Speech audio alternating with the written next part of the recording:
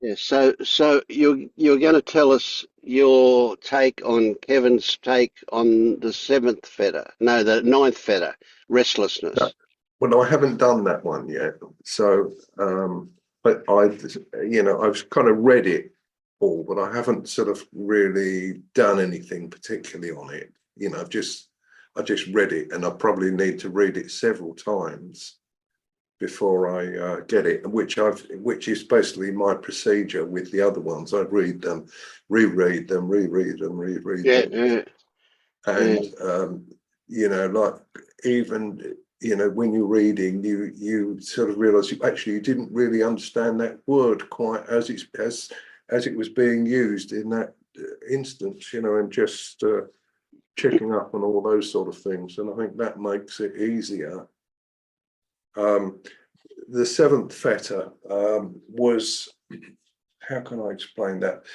It was probably characterized by the realization that there is nothing special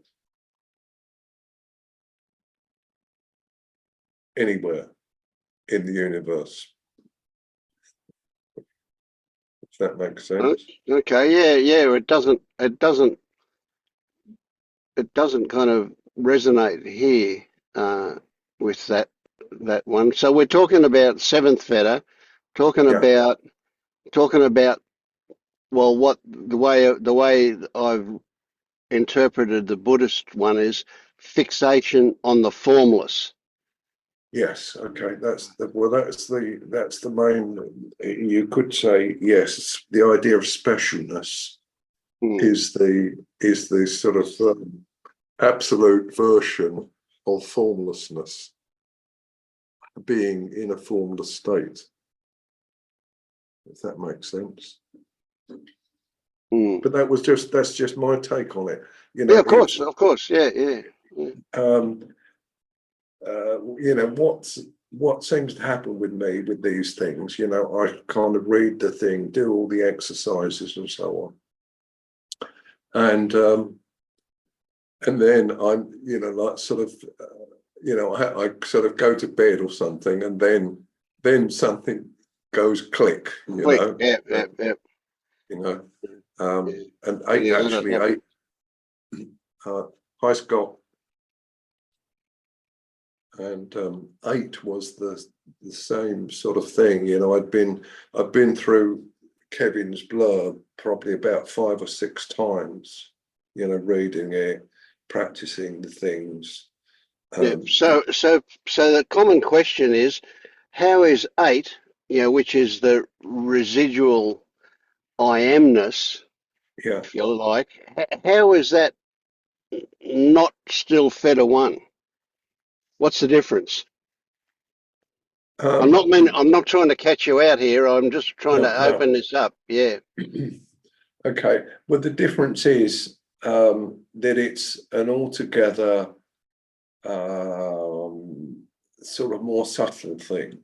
Yeah, So that's the way I get it too.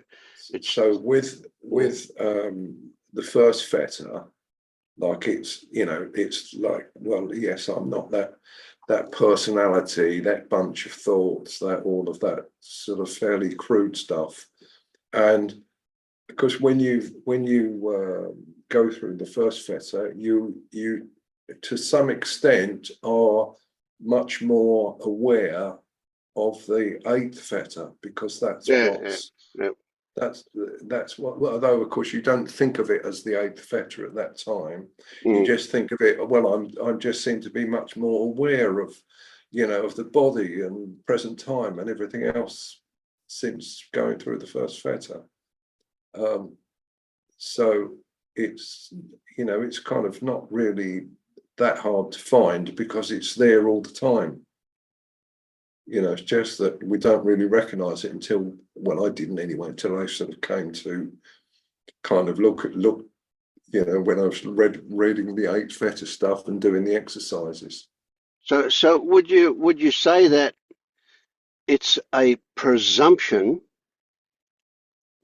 that I exist? Um, well, let me explain what happened for me. was okay. I'd been reading all the stuff and doing the exercises about 5 times through, maybe even more, you know, over a period of a few weeks. And anyway, I sort of one evening I kind of went to bed, and I'm lying in bed, and I'm thinking, oh yes, I'm aware of all the scanders, you know, the what are they? I'm trying to think of the words, you know, like all the bits that make up the body and the mind. Yeah, but I'm sort of lying there and thinking, well, I just sort of noticed it all, as it were. You know, the aggregates, that's the word I'm trying to remember. Sitting in the aggregates and noticing, well, I wonder if there's this self thing, you know, this subtle self is here anywhere. And of course it wasn't.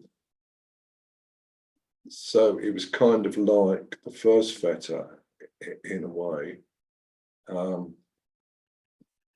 But would you say then that when you're saying you noticed the aggregates, were you noticing, or was it arriving at recognition of the fact that you are just a whole lot of responses depending on conditions? Well, that's kind of what the aggregates are, yeah. But like for some reason rather, that you know, when I went to bed that evening, it was kind of like very obvious that all these aggregates were going on, you know, and then it sort of occurred to me, well, you know, is this subtle self in there somewhere? And no, it isn't. You know, so obviously not. Yeah. So you wouldn't say though that it came down to that you were a kind of a mechanistic compilation? No. It's just basically like the Bahá'í version. You know, in the scene, there's only the scene. Yeah. There's no bloke in there anywhere. No. Either be a Pom or an Aussie. Or anything. Yeah, of course. Yeah. So that brings me to this kind of the emptiness teachings, you know, that obviously there is no cupness in a cup, just as there is no Rod Smith in that being, right? It's just what we overlay it with. So that's kind of the emptiness teachings, isn't it? That's the, you know. It is, yeah. Because it was. I mean, that's something that I noticed really quite strongly after doing that. That I'm saying, you know, like it was so evident that you know, everything is a mental fabrication. So, you know, when anyone asks me anything, I say, well, that's a mental fabrication, you know, and it's very obvious that it is. Even, I'll tell you an example of that. I was sitting having my lunch, right? And I can see our conservatory door, which is like a couple of panes of glass with a metal strip, you know, in the middle. And I noticed that the metal strip had been spray painted, you know, and was showing a slightly like orange peel effect. Yeah, you know, when you get on spray. And I'm thinking, well, that's, I know, knowing it's not really flat. And then I realized, well, actually flat is a mental construct. Yeah. And well, come to that, everything is a mental construct. yeah. So yeah, that was it. I've been reading a bit on Theta 9, but it's I haven't really kind of grasped it intellectually yet. So I need obviously to do that first before I try it. get any further with it. Yeah, I wonder about it because I like it's almost like I skipped over Feta 9 because I had no awareness whatsoever of anything that you might call restlessness. But that's that's probably just a story anyway. But yeah, I don't understand the restlessness thing. Is it surely it's a version of doubt, eh? I don't know. I'm trying to remember how Kevin explained it. Well, if you go to the 10th Theta, which is well, there's something I ought to know about. Ignorance. Right. Yeah, something you ought to know about, right? Which is the ignorance that there's. Yeah, that's the case. So the restlessness is trying to find out what it is you're supposed to find out about. Oh, okay. That's my interpretation at the moment. It might well change. Right. So what if you turn up there already knowing that this whole idea of knowing anything is just a bit of a joke? Yeah, well, because if you need to know something, you first have to sort of postulate that there is something to know. Yeah. But if you know that whatever you think you know is only made up, then there's nothing to know, is there? Well, perhaps to know what you're making it up. Yeah.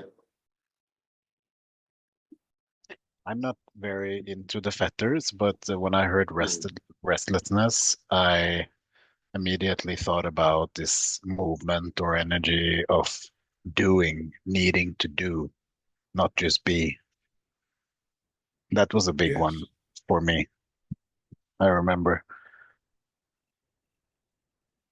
I don't know if that's what this was about, but um, as I've shared earlier, I've been on I've been on burnout for the last year, so I've kind of been forced to sit with not doing anything. And it by being forced into a situation like that, you really get to feel how strong this movement of continuously doing something all the time actually is. Yes. Yes, I think that's right. Okay, so that's, yeah, all right, that makes sense. That fits with restlessness, doesn't it? Yeah. Mm. But So just, isn't it, go on, sorry, you go. I've just been noticing. In fact, it was this morning or yesterday, I think, that I've been more and more sensitive to the sensations, and I started to notice. It seems like every time there's an impulse to do something, either physically or mentally, there's a sensation that appears. I think I'm mistaking it as a signal that I need to do something. Like kind of like it almost seems like almost every action. Like I'm not sure yet because I just kind of got to that level, but like it seems like almost every action is preceded by a change in sensation, or Yeah, it always seems like there's a sensation pushing. yep. Yeah. Well, that makes sense, of course, because that sensation's been triggered. And then the Is that mind right? comes along and adds a story to it to make sense of it. But the whole thing is possibly a distraction or a diversion from what triggered the original sensation. And they're so inconsequential. They're so, it seems so small, yet and I keep seeing that they're like getting lower and lower and seeing just the smaller and smaller. I'm just amazed at like it just seems like that's the only thing that motivates not motivates. The only thing that precipitates. or Action. whatever what precedes. Yeah. I don't know if it precipitates it, but it precedes it somehow. Right, so let me just really, this is a really steep dive here. You see that this impulse to action is preceded by feeling. And you recognize intellectually, at least, that that feeling has been triggered by something.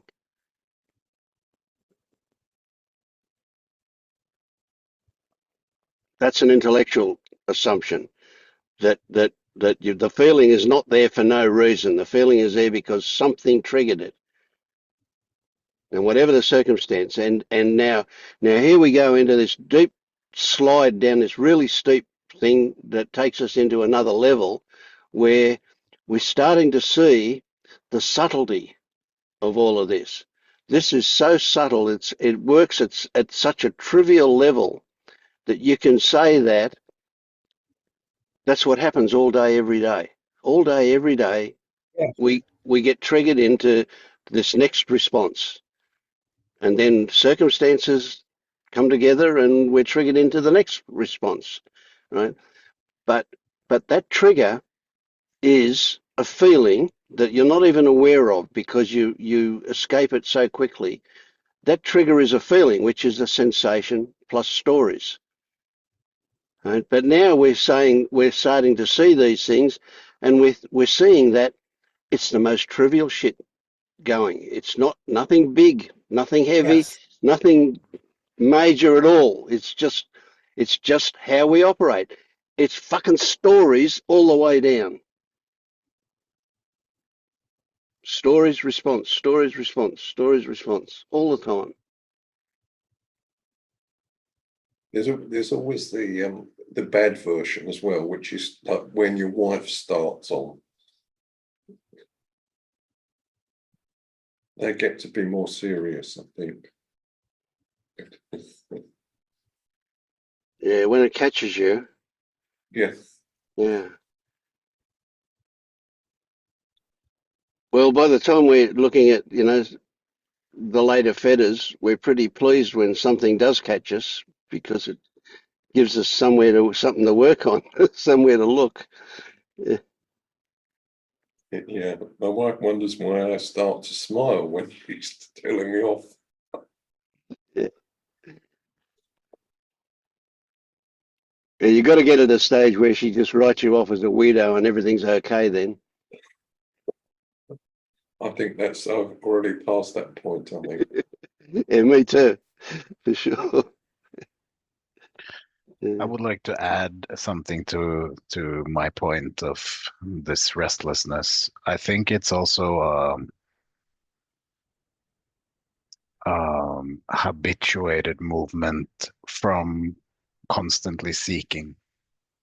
So it's the mind in habitual movement. It can't stop. It doesn't want to stop. So even though the seeking might have dropped, even then there is a subtle uncomfortableness with just being, or Oh, it for can sure. be. Yeah, I agree. Yeah. So suddenly I got this story that said there is this spiritual seeking, this quest that we find ourselves on at some point. Right? But even after breaking the first fetter, they're still seeking, and it's much more subtle, and it's a lot whatever. But there's always this desire for improvement until we at least see through that one as well. I had that, something like that, Vince.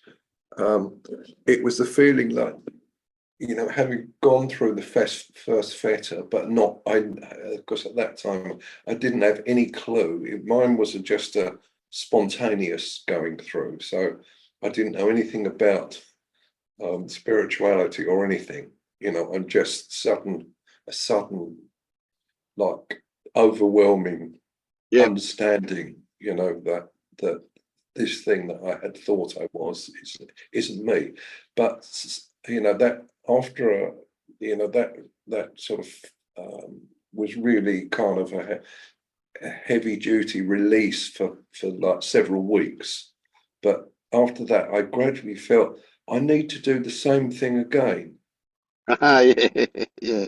Right. But it was like, well, yeah, obviously I'm not that thing that I thought it was, but I still haven't totally answered the question. Yeah, that's classic doubt stuff, isn't it? Yeah. Well, of course, at that time, that was before the internet, so there's no way to find out anything. You're not got people to talk to about it either. Right. No. Yeah. I remember that isolation back then. Yeah. There were books at the library, in the UK here. The certain libraries have specialities, like, so I'm trying to remember, there was one that had, like specialized in kind of spiritual books. Yeah, And I found they always stuck those in with the religious ones. yeah, well, that's I don't need better, do they? But anyway, yeah, you could get, ask that for a book to be ordered, and it got sent to your local library.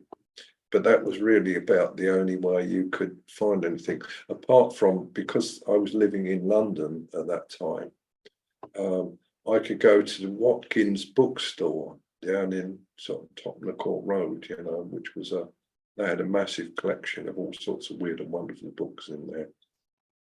But of course, not knowing anything, you just say, well, that's an interesting looking one, I'll have that. And you take it home, you can't understand the word. What was the promise in the title? Yeah. Well, yeah. Yeah, so I was looking into, these various sort of esoteric things like the Golden Dawn, and Oh yeah, sure, yeah. Yeah, we went through all the classic Gurdjieff and all those characters, yeah. even went back and looked at the some of the Greek philosophers. Yeah. Yeah. Well, they made a bit more sense than the kind of Western version, actually.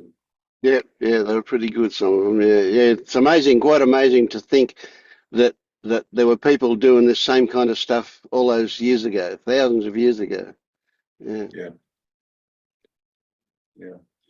And it's interesting looking at Socrates, like the idea of the forms, And I was thinking about that. I thought, well, he must have noticed that, there's a chair, and that he realised that there weren't actual sort of chairs. They didn't get produced by the universe as such. They weren't a sort of inherent type of thing that the universe makes.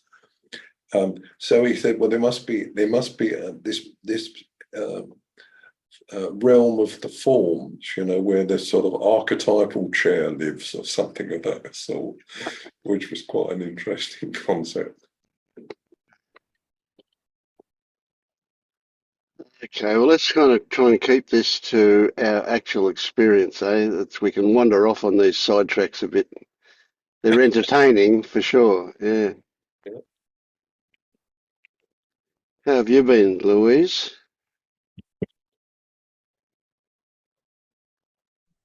Morning. Hmm. I haven't been for a while, but I've been listening. Last time I was on, I got really triggered, actually. Excuse me, my son's just come in. And I was just going through a lot, and I was doing some really intense shadow work. And then I don't know what happened, but just all the stories just fell. They just dropped. And I just this was kind of over Christmas time. And I just did Pernilla and Todd's retreat. And I find that really helpful. Just slowed everything down.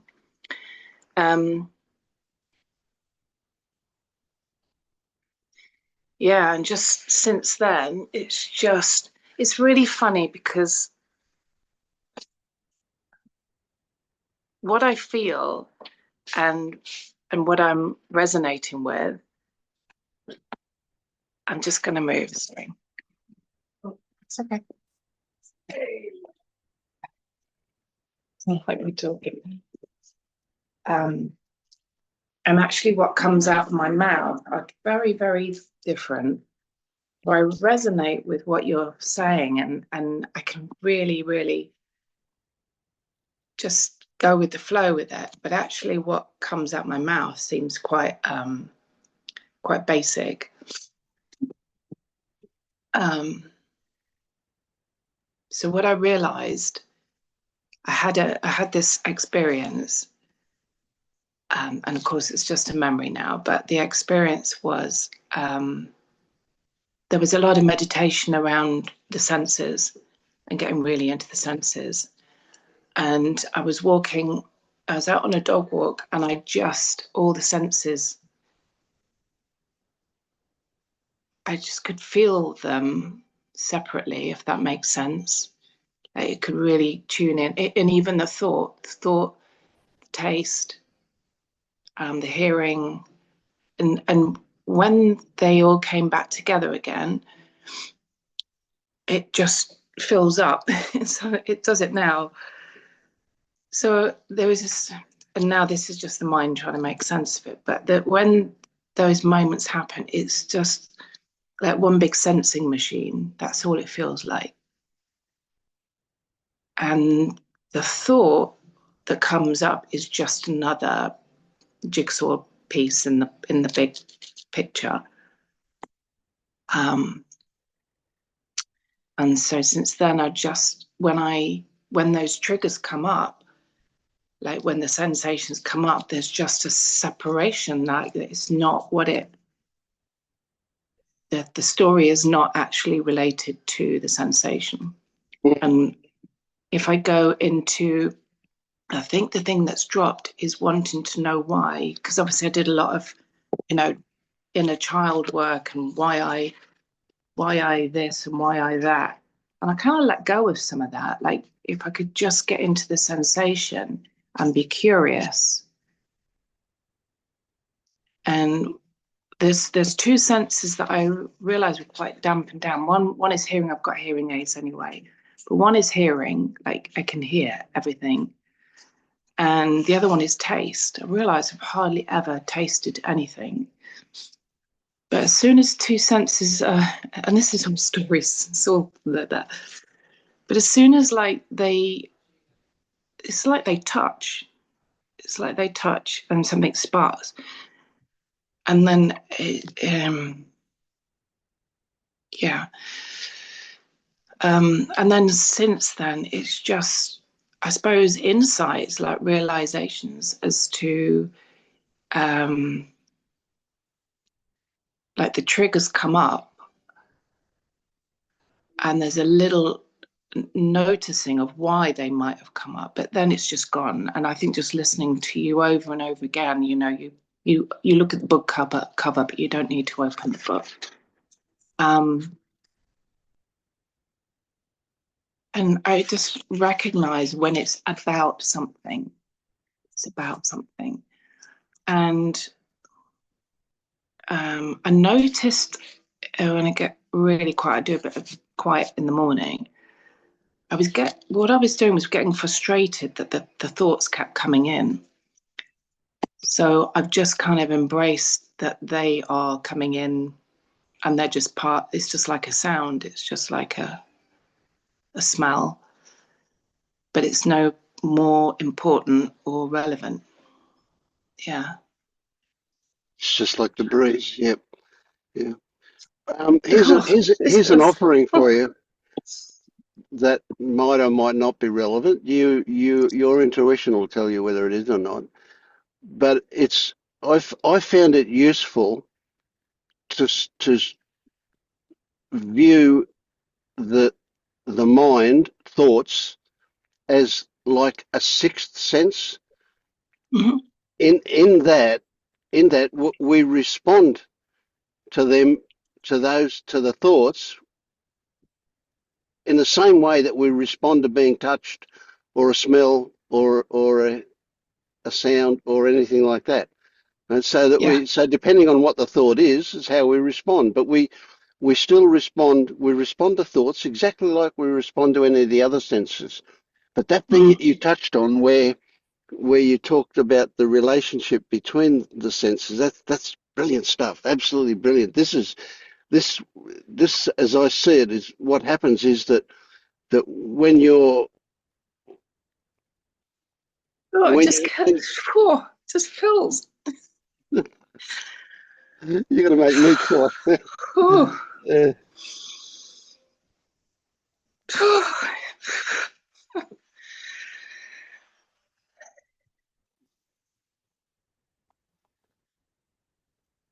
it's like they don't exist in separateness.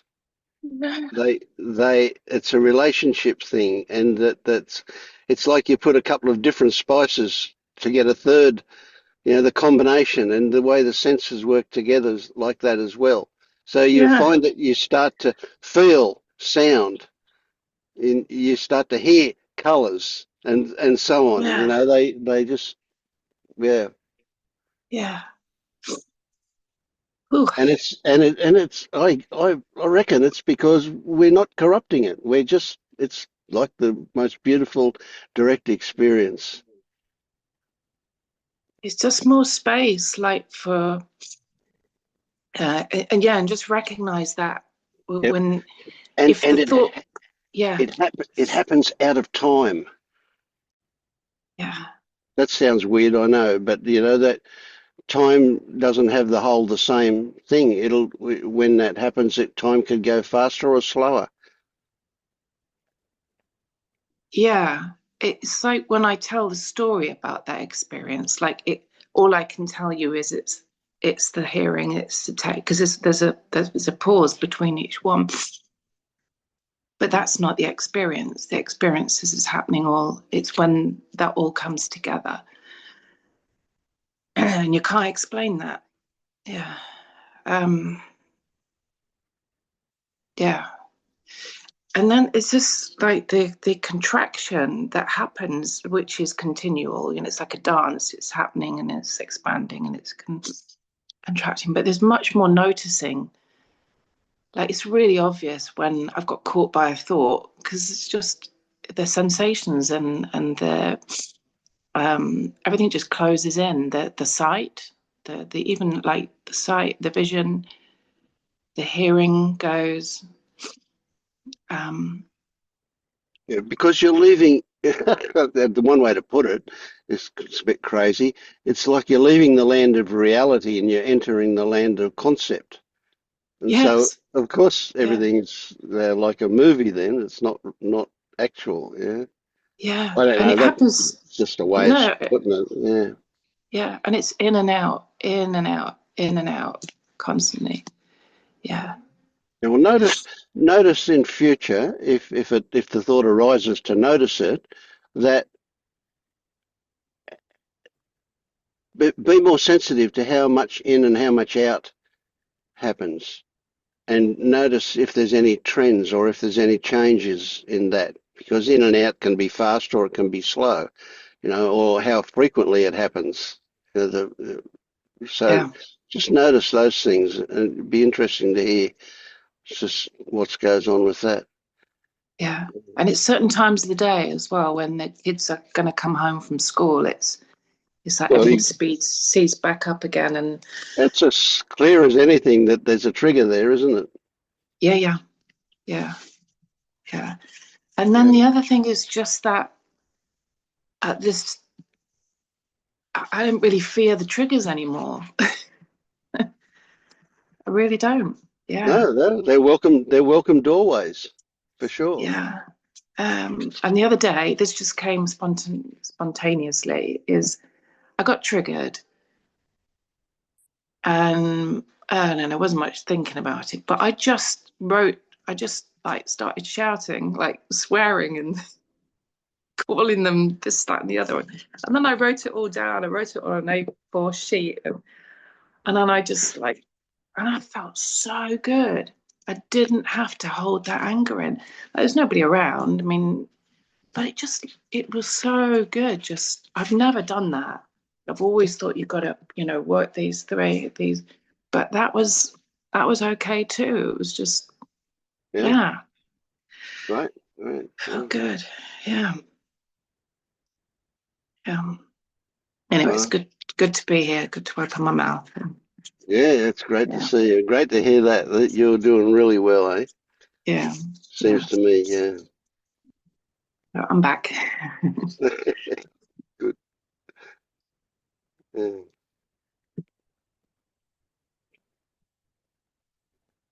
Louise, you mentioned that you were at the Todd and Pennell's retreat. Which was that the one in May, June?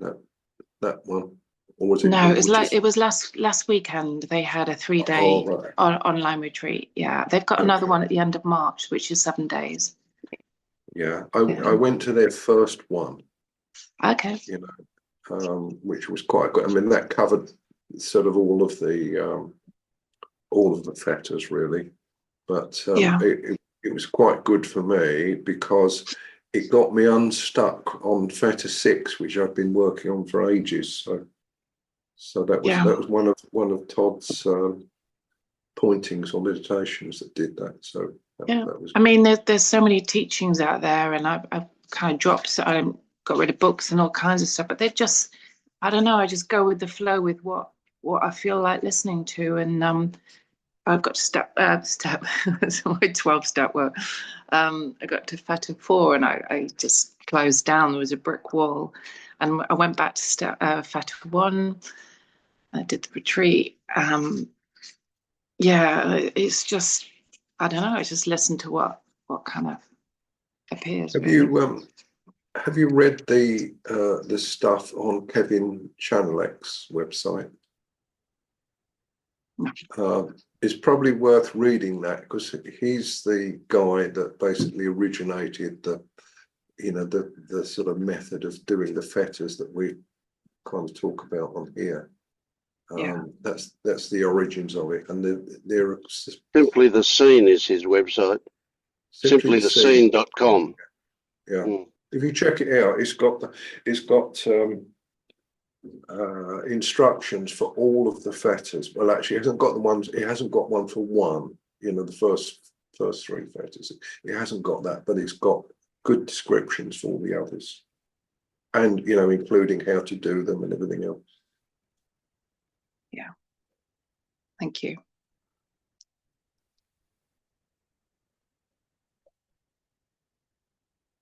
I don't know, life's enough at the moment. Life's teaching me quite a lot at the moment. So, I kind of stopped a lot of reading and listening. And that's a good sign, I think. Yeah. I've got a very autistic, severely autistic son. And before Christmas, I just got into such a state. There was so much heaviness and thinking. And it's not like that now. And he's a good teacher. And his energy levels and how he is a kind of it's like a mirror. It's like we reflect each other's. He's not that verbal, but energy wise, it's very, very similar. Yeah. When somebody's not verbal, it really highlights noticing things, noticing body language, etc. So still a lot of communication goes on, even though there's not so many words. Yeah. And just that getting out of my own fantasy land, whatever this movie that's going on in here, and getting out and just like seeing what's going on, like not just with him, but just in the space that we're all sharing together.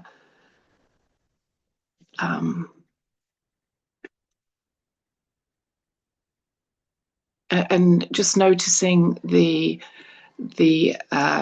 mother thinking that goes on, like shoulds, and just like, and there's little threads that go off and go, oh yeah, that was from my mum, that was from the 12-step program, that was from when I went to a parenting. It's just little tiny little brushstrokes going off, saying where they came from. And then things you would never have noticed before. Yeah, like those subtleties. But but actually, all there is like right now. Coming back to those sensations, yeah, it's a lot emptier. There's a lot of emptiness that sometimes I wouldn't say I miss, but it feels a little odd sometimes to have it so empty. If that makes sense, to have less chaos, less thinking, less heaviness.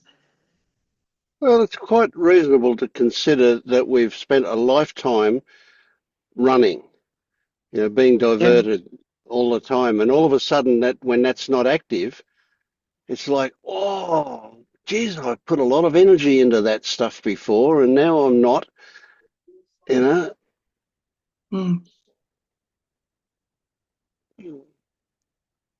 Yeah. Yeah. I think you get used to these things fairly quickly, though. Good. They become the normal. Yeah. Yeah. So I wonder if I could just explore one thing that happened yesterday. So I've been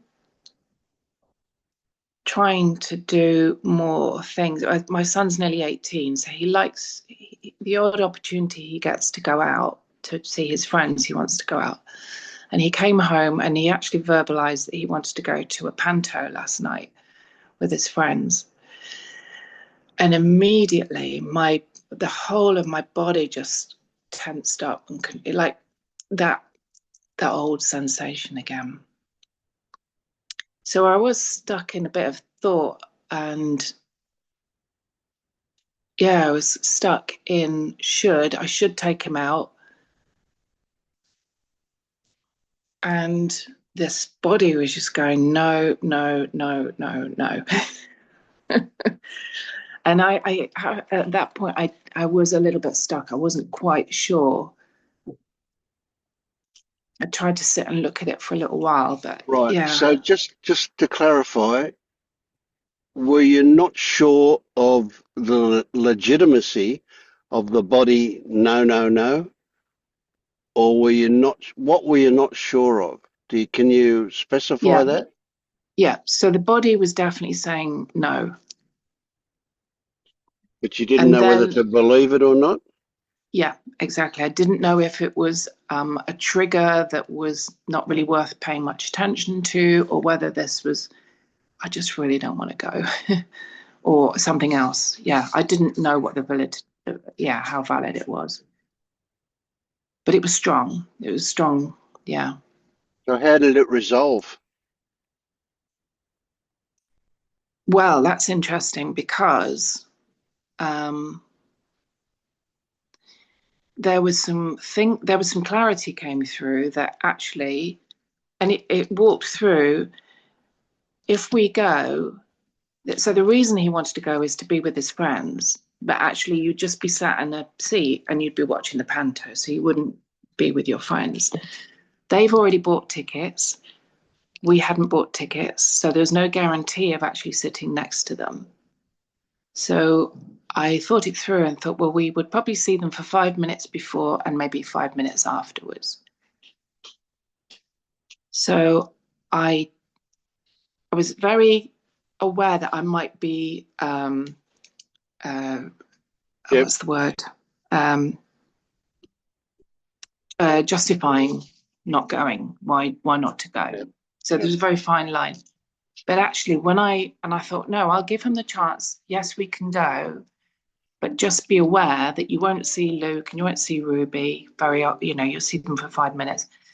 And he just went, oh, no, I don't want to go. No, it's fine. I'll see them next week. And that's what happened. So there was a tiny bit of guilt that came in afterwards. But again, I saw that for what it was. Yeah, so that whole, it's funny. Yeah, it's good to just say that out loud because I hadn't seen the whole picture like that. Yeah. Yeah. So were you not blown away by the seeing that there's all this mental turmoil going on while the thing resolves itself anyway? Only now. Yeah. I just put all the jigsaw pieces together. Yeah. Yeah. Not that there is one, but yeah. Yeah. Yeah, it's just brilliant, that one. It's just really brilliant. Because you think you're running the show to realise that you're not almost not even there. Yeah, yeah, No. No. Yeah. yeah. Good one. Yeah.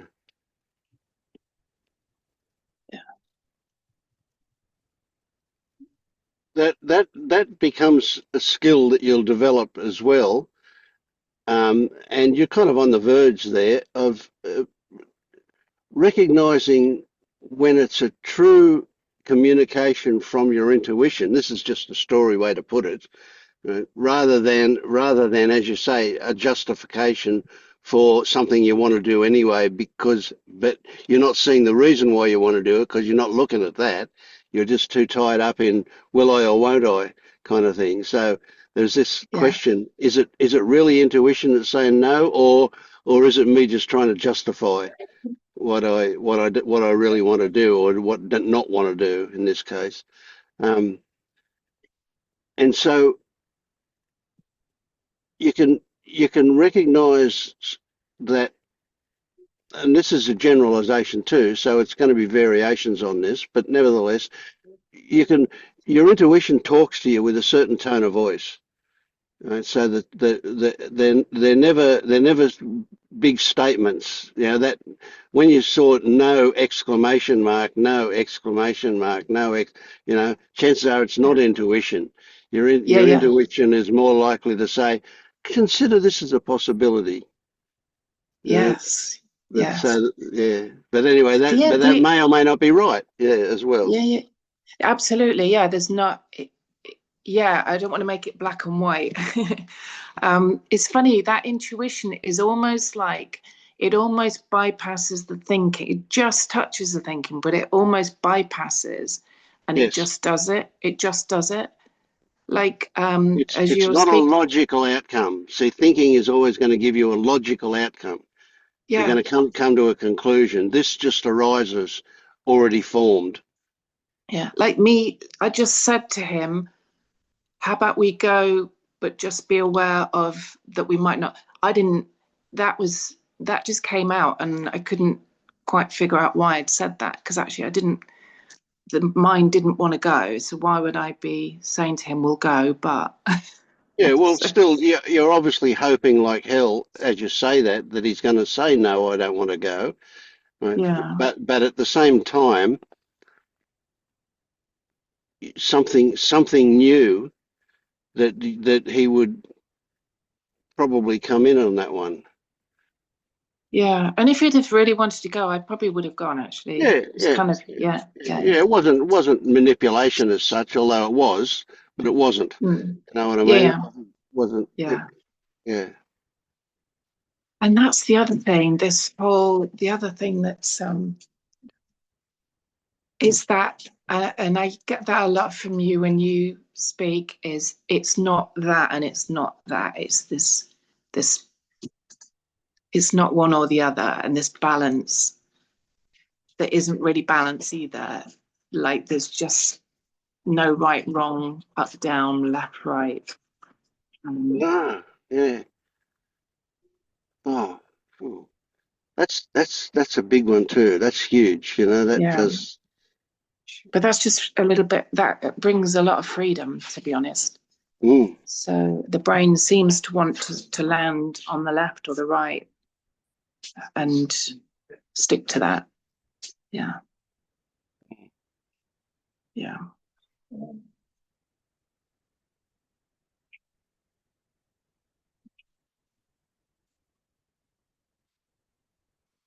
Yeah, I like it. I'm going to have to go, but it's so lovely to connect with everybody. Really great to hear that. I'll be back online later. Okay. Thanks, Vince.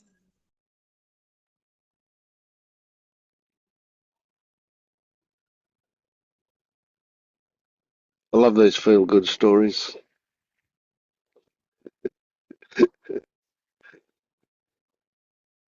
Have you got one for us, Scott? That's no pressure. I don't know. I'm not sure if I have a story or not. I'm still in a good spot.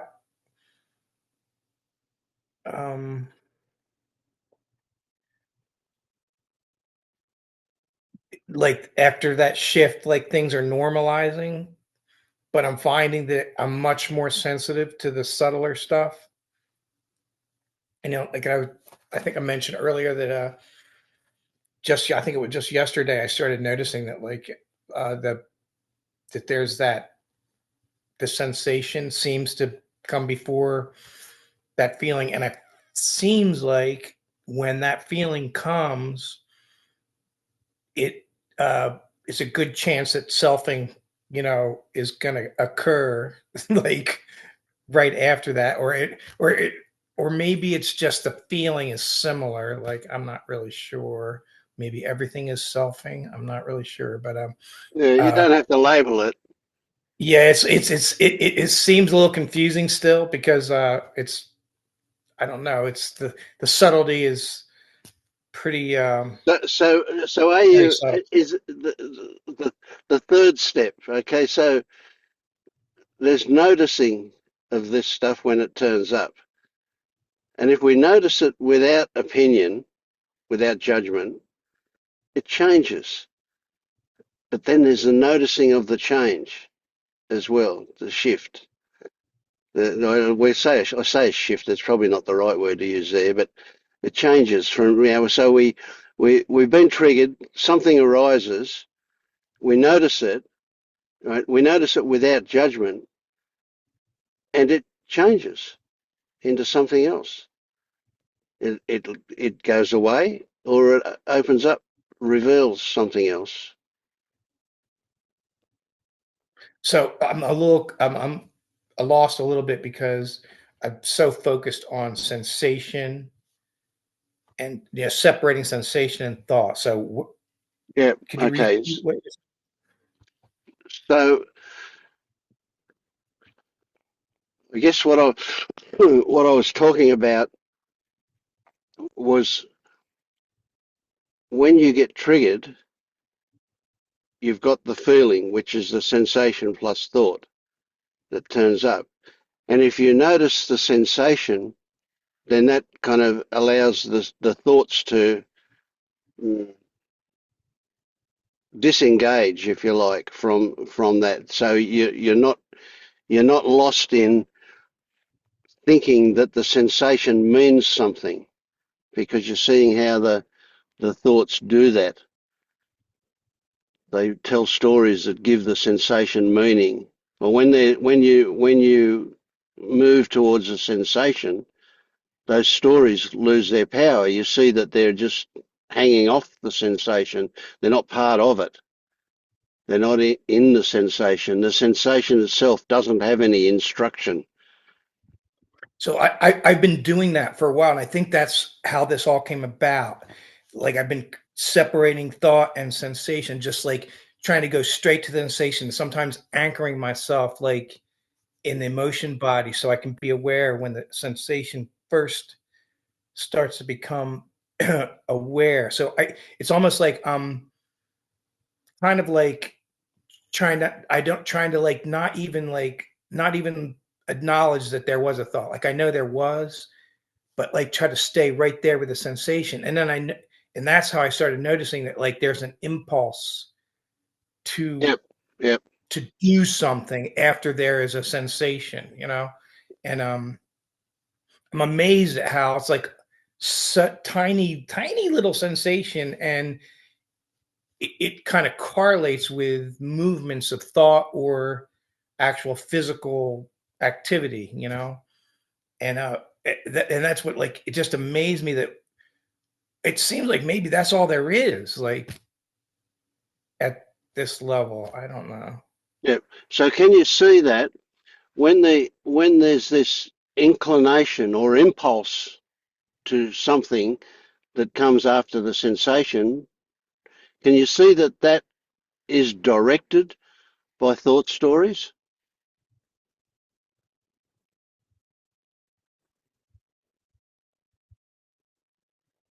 Yeah, the thought stories seem to be the diversion. It's like it's almost like whatever the response is it's really a diversion Yeah, from yeah, the yeah. sense. No, but what I'm saying is you've recognized that there is a sensation and that there's a response to that sensation, which is an impulse to do something, some action, something happens. Now, why that particular something and not some entirely different something?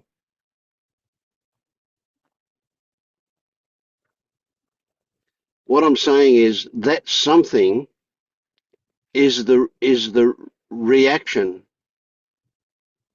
That is you're already moving away from the sensation if you allow yourself to be absorbed in that impulse.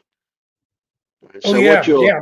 yeah, so what you're doing is you're not getting involved in that impulse. You're dismissing the thoughts, pushing them into the background if you like, or however you want to describe it, but you're not engaging with the thoughts because you're saying, okay, let's just focus on the sensation. That's what you're doing. Is that right? Yeah, but Yeah. so that's what I was doing with the more gross stuff. But as it gets more finer, it's like it's almost like so what I started doing was, like, before I went to either do anything, whether it was a thought, a physical activity, a chore, whatever, I stopped and felt the sensation. And as it got finer and finer, it got to the point where I realized that as I move through my day, it's almost everything is a response to a sensation. Mm. And so it got to the point where, like, if I were to just sit with it, I would just not move at all. Like, I wouldn't Yep, brush yep, my yep. teeth. You know what I mean? Like, I wouldn't brush my teeth. I wouldn't go to the bathroom, because I've started to notice that it's almost everything is Mm. a response to a sensation Right, right. in its basic. Yeah. Okay. So one thing comes to mind is to say sometimes it's appropriate to respond. Yeah, I mean, I think that's how it, so very new. Like, within this is like 24 to 48 hours worth of I'm just getting to see Yeah, this, but yeah, yeah, yeah. Okay. and Well, I don't know what it means don't other. rest. Well, don't rest. We'll push down to the next thing, and that is that if you just stay with the sensation, it's going to dissolve. It's going to go away. That sensation,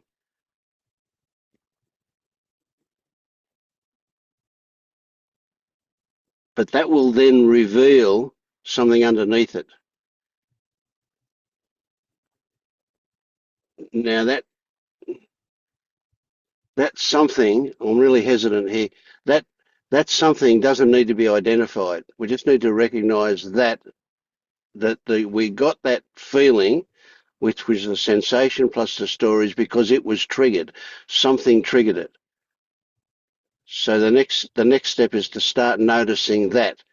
So it's a level of subtlety as well that you then notice as you get comfortable staying with the sensation. That sensation is going to change simply because you're watching it, right? And it will very likely just dissolve.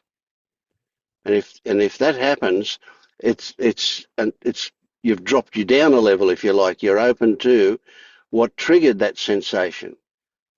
Right? But again, it's a skill that you'll develop, and you don't do it with intent or willpower or effort. That you just notice. It's just noticing. Again, noticing without any opinion. And so you got to watch things, because we get these sneaky opinions that we don't realise it happens, and that is to say, maybe you've been having this background opinion that says, oh, if it's just a response to a story, then it's nothing. It's not worth anything. Oh, that's why I'll sit here all day and do nothing.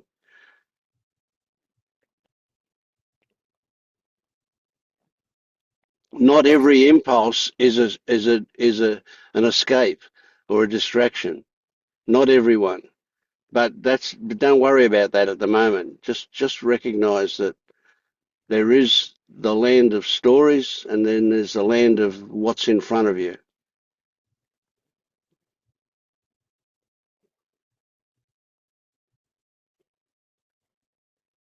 Is that going too far? I'm not sure.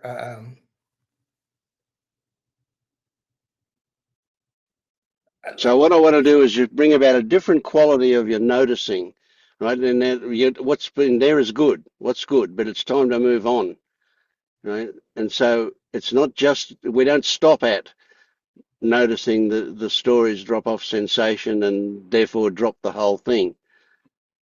It's still it is a doorway for you. It's not the end result.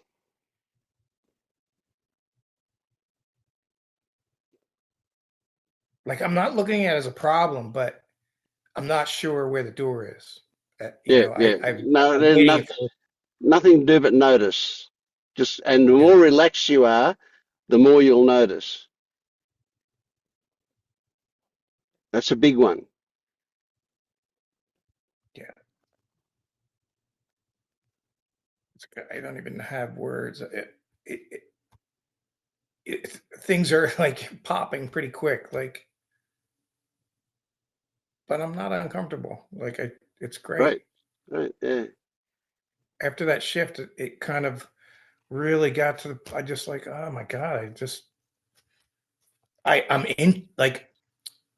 I'm attracted to studying, or I don't know what to call it, to talking, or, but I'm not like driven to like, oh, I've got to do it, or I'm a bad person. Like, I mean, I was so locked into it, and now it's like I don't really feel that, Yeah, great. happen. Yeah. And so I guess that's why I was able to see the smaller stuff. I don't know, but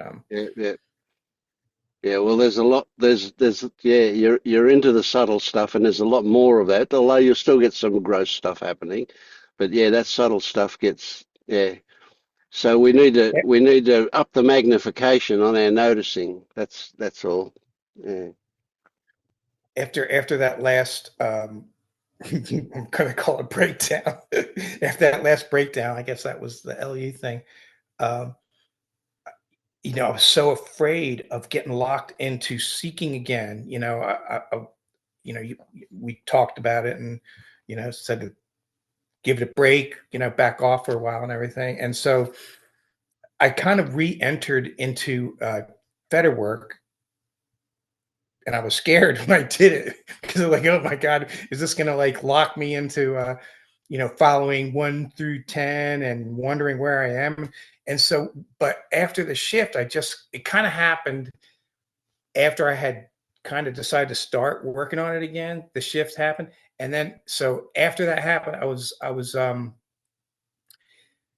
just, oh well, this is kind of good, because there's this lattice framework of looking, and I can just sit here and just like, okay, I could do this one or that one, and I could just use this as a framework to give me a different angle and a different topic. And if I want to, I can go 1 through 10 or something, but I don't really care about where I am. It's kind of like if I were to go to, say, Angela's channel, right? I would need to like identify what topic is it that I need to look at, and it would like bring up this wanting to control, you know. And so with the fed work, it's kind of like, oh, well, I'm just in 5, and I'll see what happens when I get to the last video. Maybe I'll do it again, or maybe I'll go back to 1, but I have no impulse to want, like, oh no, now I want to go see 6, and I want to see what, you know, flat vision is. And I want, you know, I don't have that desire, which is kind of, I had it a lot before, but Yeah, anyway. sounds good. Yeah, I like that. I like that relaxed attitude. That's a good one. Mm. And this morning, I don't even know if this morning, right before the meeting came on, I was on Discord looking at the Todd Pernella's server, and somebody was on there saying, yeah, I've been trying to be kind. I've been learning to be kind to people in my Mother Teresa complex, but then I totally forgot to be kind to myself. And when I read that, just got this wave of like, oh, holy shit. And all of a sudden, they just like, oh, I can be kind to myself. Like until that moment, I was like, oh, I'm not really sure how to be kind to myself. And partly because like I don't want to acknowledge there's a self. You know what I mean? When you say kind to myself, there's that, oh no, there's no self. Like I can't do it. Like it's kind of confusing sometimes. This is hilarious.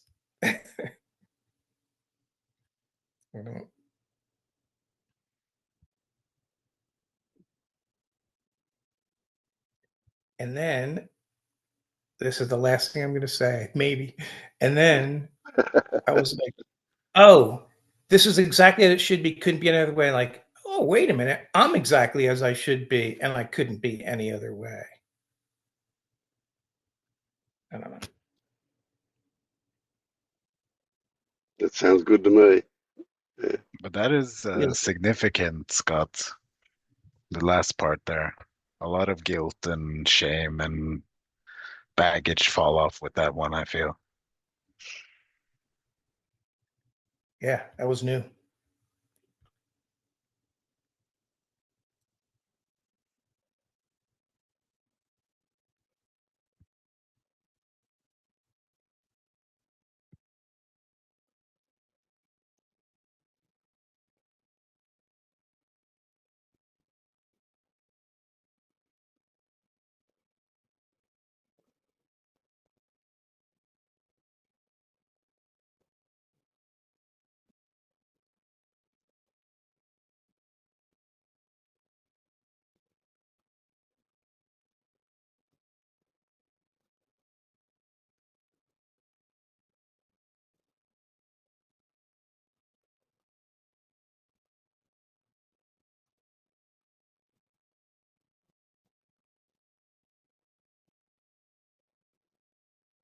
Are you driving or are you a passenger, Maya?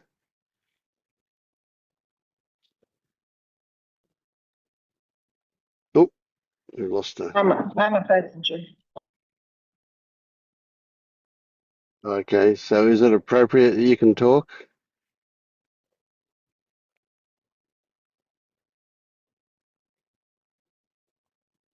No, you're muted.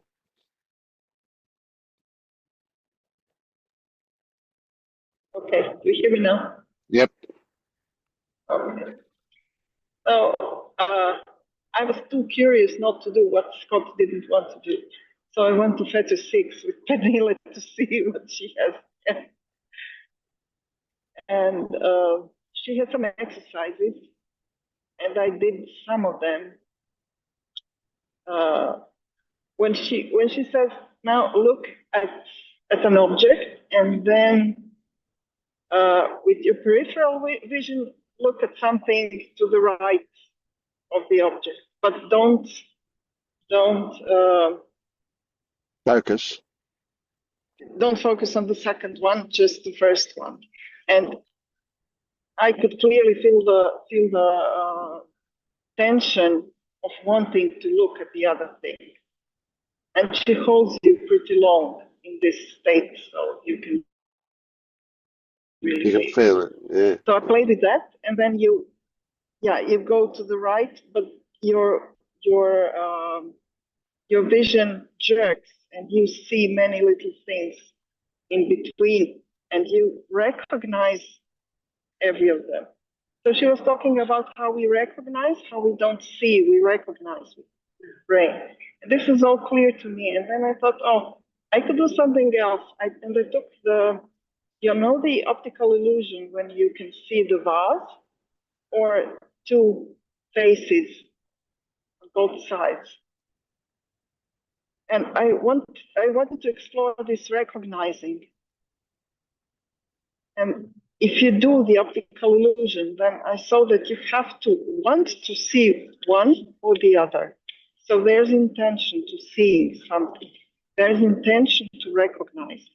If you want to recognize a vase, there's a moment before that when you have the intention, now I want to look at the vase, I want to see the vase.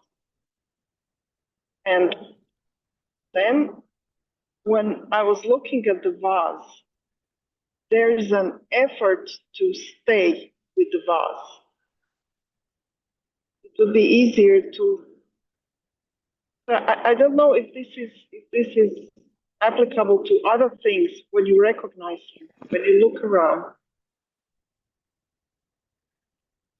I'm still not good at it.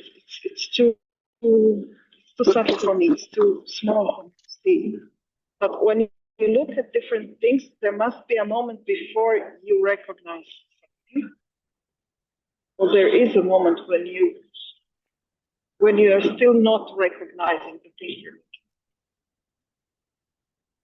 So this is what I'm playing. For me, a significant recognition with that particular exercise happened when that peripheral vision brought something into focus. When I turned my head and it focused on it, that moment, that recognition, that's like a snap. But at the same time, that recognition, a label will appear. Yeah. It's almost, well, play with the idea. See if you can have the recognition without a label. See if you can know what you'll know that you know the object and yet have no label turn up for it. Okay. That'll be a very interesting experience, that one. Okay. Now, maybe jumping ahead a little bit and pushing things, but the purpose of that exercise is to recognize how you create meaning using language or your thoughts, language, your thoughts, actually create the existence of the object that you relate to.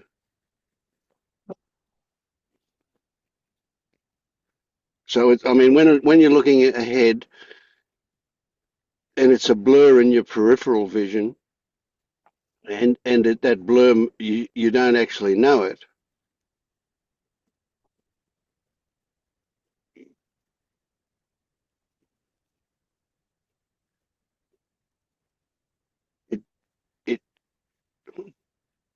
This might sound funny. I don't know if it's accurate. We don't give it object status. It's just a blur in our vision. It's when it comes into focus that we give it object status, and a label will appear at the same moment as it. So that label and the recognition, I think, are very much linked up. But I'd really like to find out whether you have the experience of being able to recognize it without the label.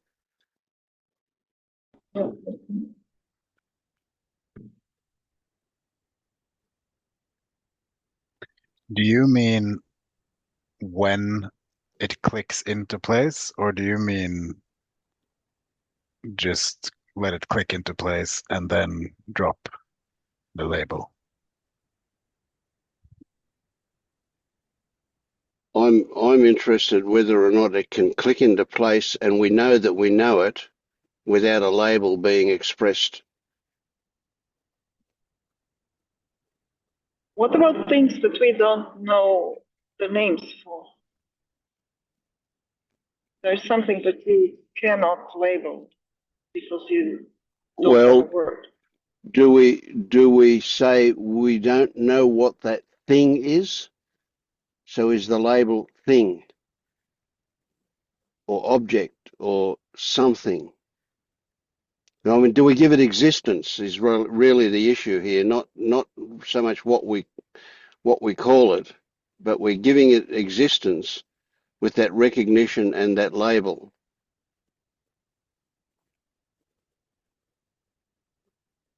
I'll have to look into it, but I'm not sure if I label things thing if I don't recognize them. That would be interesting to look at as well. Yeah, I'll certainly look at that for Yeah. myself as well. Because I see things all the time. I recognize that I'm seeing things in front of me, but because they're in sharp enough focus for me to know what they are, but they're of no interest. So they're not labeled and they're not engaged with. Maybe the recognition can happen, but the label is an active engagement with it.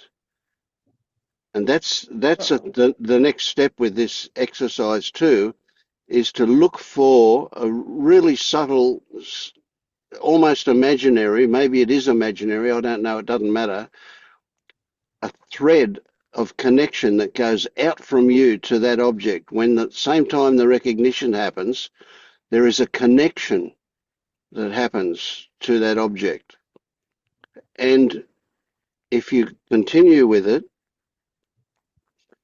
you will also experience the reverse happening, and that is from the object back to you comes another connection, but it will happen probably at a different part of the body than the one that went out. So one out from you, my experience, that out from the head. Right? It was like it was a thought produced out, but the one returning one hit me in the chest. Yes.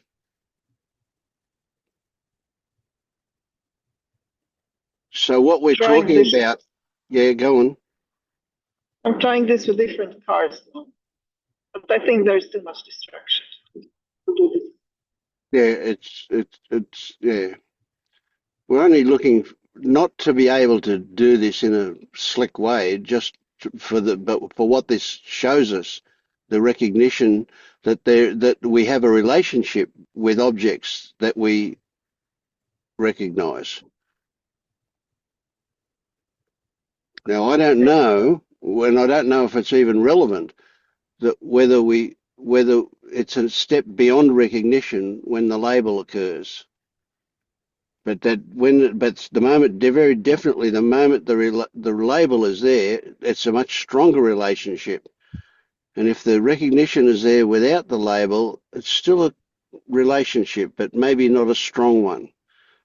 It's almost peripheral, almost in the background, or not out of focus. I mean, I can see a million things on the wall in front of me, and I see them, but my mind, nothing stops there. I just move past them. And if I look back, I know that I knew what it was, but I'm not interested enough to engage with it. So therefore, no label occurs. So yeah, go on, Scott. It's subtle stuff. Like I have a question, because this kind of so I'm good. Back when I first started on Angela's channel, he talked about dilating your senses and focusing your senses, and so as I was doing that with the visual field, I got really good at it. And I used to work for an ophthalmologist, so I know how the eyes work. And I noticed that if I just soften my gaze and dilate my perception of my visual field, I can just scan and not really identify anything. I just see the forms and everything. And it's not until I'm fixated, there's they call it fixation, when the fovea are pointing exactly at the same spot in space, that's when the brain fuses the two images of each eye and then starts adding all its, brain functions, distance and all that stuff. So as like I got good at this because I would just like walk around doing my walks and everything and just dilate my vision. And so I can pretty much just like, focus on something, and that's when that happens. And I can also like dilate it and not really, fixate on anything. It's like I even do it when I'm driving. And is that the same thing? Like I wonder how it's related. It seems like it's related. Yep. Yeah. So it's like, you've discovered this thing to play with yourself, so which is great. Yeah. So the next step to move on from that is to notice, right? And you probably already did notice to a degree when you were playing with that thing of not, so you're seeing things, but you're not fixated on anything. And what I want you to do, and this is six fetter stuff, is really notice the connection that occurs when you do fixate on something. That relationship, right? That's the illusion of form. And It you seems can like it see. throws me right into, go ahead. I'm sorry. Sorry? No, you go. It seems like as soon as I fixate, it throws me right into thought. There's like an identification of an object, and then there's a story, even if it's a Yep, micro story. exactly, There's a exactly. story associated. And you're seeing it perfectly. You're absolutely perfect about that. What you're seeing. What you're seeing is the creation of reality. Your reality. And you're seeing it being created.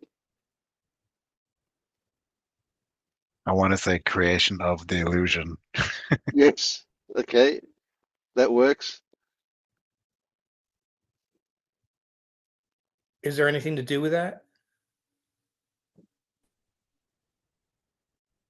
Well, it will tumble a fundamental delusion that there exists stuff that's not you.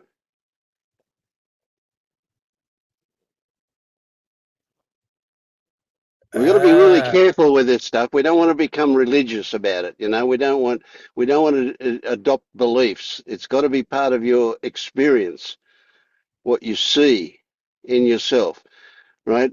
We give the world meaning, and that meaning creates the world. And it's all done with stories. And I want to add an important point here, that feeling that Vince is referring to, the relationship, that is also part of the illusion of separateness. Because in order to relate to something, you need to be separate from it. So when you see through that illusory relationship and you notice how that works, gradually it will feel less and less real until there is no separateness. You'll hear Or not. you'll hear people say really frequently. You'll hear people say when they have that initial shift, that really big shift, they say it felt like the whole world was me and I was the whole world. It felt like that tree was me and I was it. And I know it doesn't make any sense logically, but that's what it felt like. And they'll hear that frequently. You'll hear a lot of people will say that kind of thing.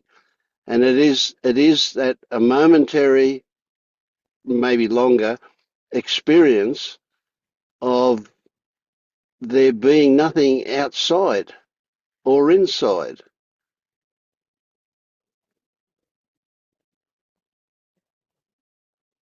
That thing we can't express.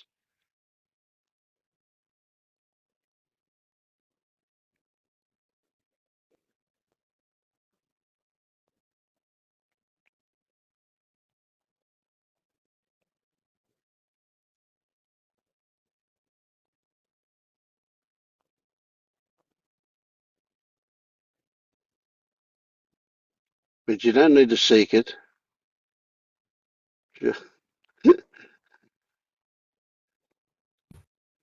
I'd love to play with it though. You'll get to. You will. Yeah.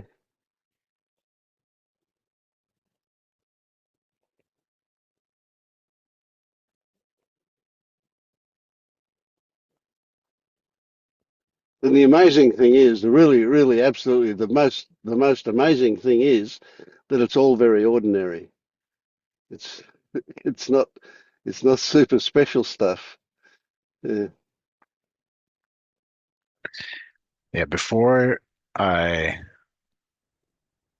like experienced what this was actually about, I used to have all these kind of fantasies about oneness and how that must feel like, and like it's not like that at all.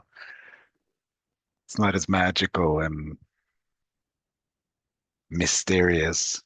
Although it is in one way, it's not like that at all. I just want to say that for Dennis here, who's listening in. That's a great segue, I think. Come on in, Dennis. Marius has got something for you. It's funny that last bit of the conversation, it was going way over my head. I wasn't even listening really. Um, Whereas earlier on I was listening, there was a lot of resonance around the reactivity. Um, and I'd listened to Kevin talking to Angelo about different feathers, but feather 4 and 5 and the reactivity. And I've been doing a bit of work on that lately, just kind of feeling sort of squirminess or uncomfortableness in the body, or a desire to do something, and just sitting with what's the core belief, or what's the clean statement I can make about things. And one which was similar to what you were saying, Marius, earlier, that core belief that I must be productive, must be productive. It feels like I've had it since I was 10, 11, 12. And so the inability to just stop or not do anything, just to be, is quite difficult. That you want to just do, and you don't feel like you're worthy, or, if you're not being productive. I think that's how I used to relate as a kid, that I'd be productive, useful, and that way I'd get acknowledgement, relationship, whatever that I wasn't getting. That was my way of coping, to be productive. So I've been doing that practice, and it kind of really grokked this week what the reactivity and ill will is like. So, um, the reactivity is the sense of unease and discomfort, and then trying to stay in that gap without jumping into in ill will, or it should be different, or telling a story about it. Um,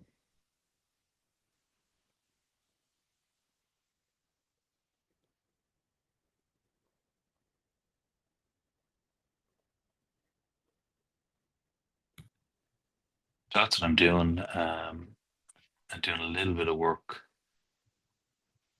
which I find very difficult, around, is there an I? Is there a separate self? First fetter stuff, believing in a separate self, but not necessarily finding it in a concrete way. It's still in the picture.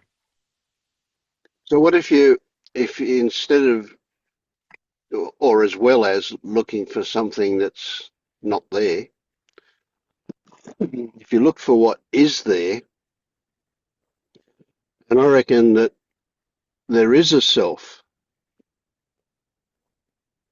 and that self is the reactions you have to the stories you have about yourself. And that we've been compiling this story since the day we were born, or even before, especially if we believe stories that our parents tell us about things. But this compilation is an accumulation of characteristics about, in your case, this meat suit called Dennis, that you've been putting together your whole life. right? And now they are just stories. And it doesn't matter how true or accurate they are, they're there. They're stories that are there. But what creates the delusion that there is a self, or if you like, a sense of self, put the emphasis on the word sense of self, is the reaction that happens to those stories. So every time we find ourselves anywhere in any circumstance, we've got a story to cover it. And that story is always about us. And we react to that story.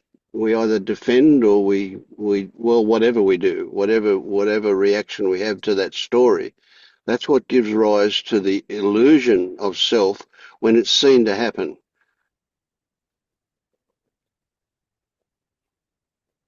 Yeah, there's definitely thoughts and stories are the same thing. Create are partly feels like they're partly responsible for the creation of what feels like me, I. Yep. Is there a separate self? Yeah, well, of course there is, because thoughts and stories and reactions. But it feels like at the moment that sensations or feelings in the body are the first thing, and when you react or are triggered by them, you go into selfing and story and me and blame and everything else that comes along with that. So to try and just sit with sensations and feelings and kind of get curious about them and do that sort of what Kevin talked about. He gives an example of neighbors putting out bins. So it's not about, well, they should do this, they should do that. It's the fact is they don't take their bins in when they're collected, or I want them to take their bins in when they're collected. And so an example for me then was I need to be productive, and then to sit with the feelings and sensations around that and just see where it takes me in a sort of an unraveling of that sensation and feeling so that I don't go into reactivity. I just sit with that, I call it disease or unease Yep. as a Yep. practice. I I what comes up here when I listen to you speak now, Dennis, is that this is a trap that I fell in with working with the feathers. So I just want to offer it up and see if it might be happening to you too. But before, this is just my opinion, so take it with a grain of salt. But before the first feather falls, or the first three feathers, I guess, working with the feathers is a massive trap to continue on something that, in my opinion, shouldn't be continued on before the self has dropped, before you have the correct lens to see the rest of the feathers from. You're still with the same kind of lenses as before, the same perspective. It's setting you up for a perpetuation of the delusion or illusion. So my opinion is stop working with the feathers until you feel comfortable that the self has dropped.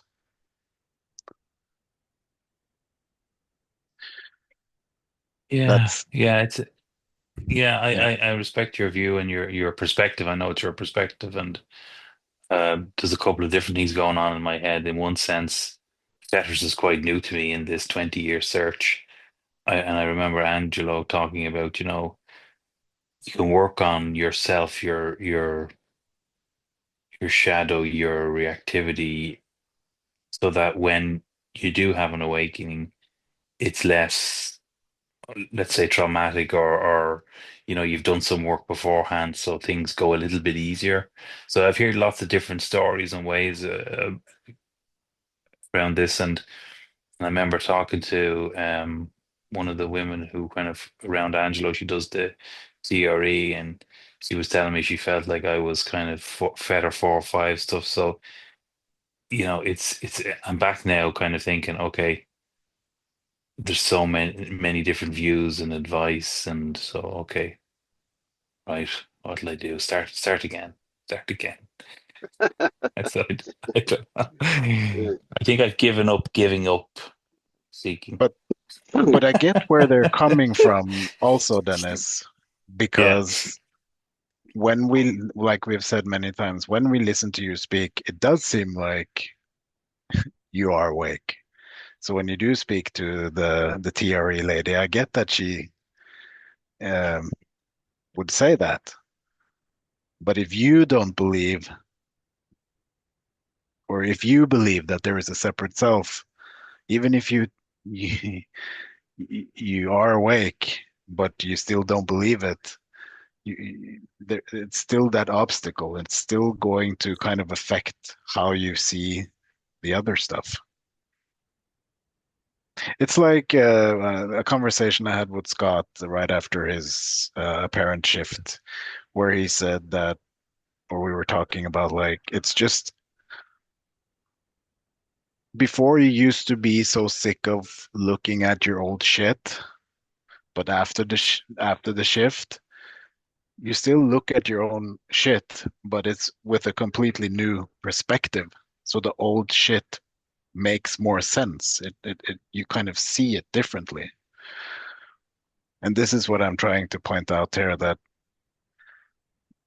don't get ahead of yourself and try to kind of, let's work on the self being dropped, and then all of those other stuff you'll probably race through them because you are already awake. It's just you don't see it yourself.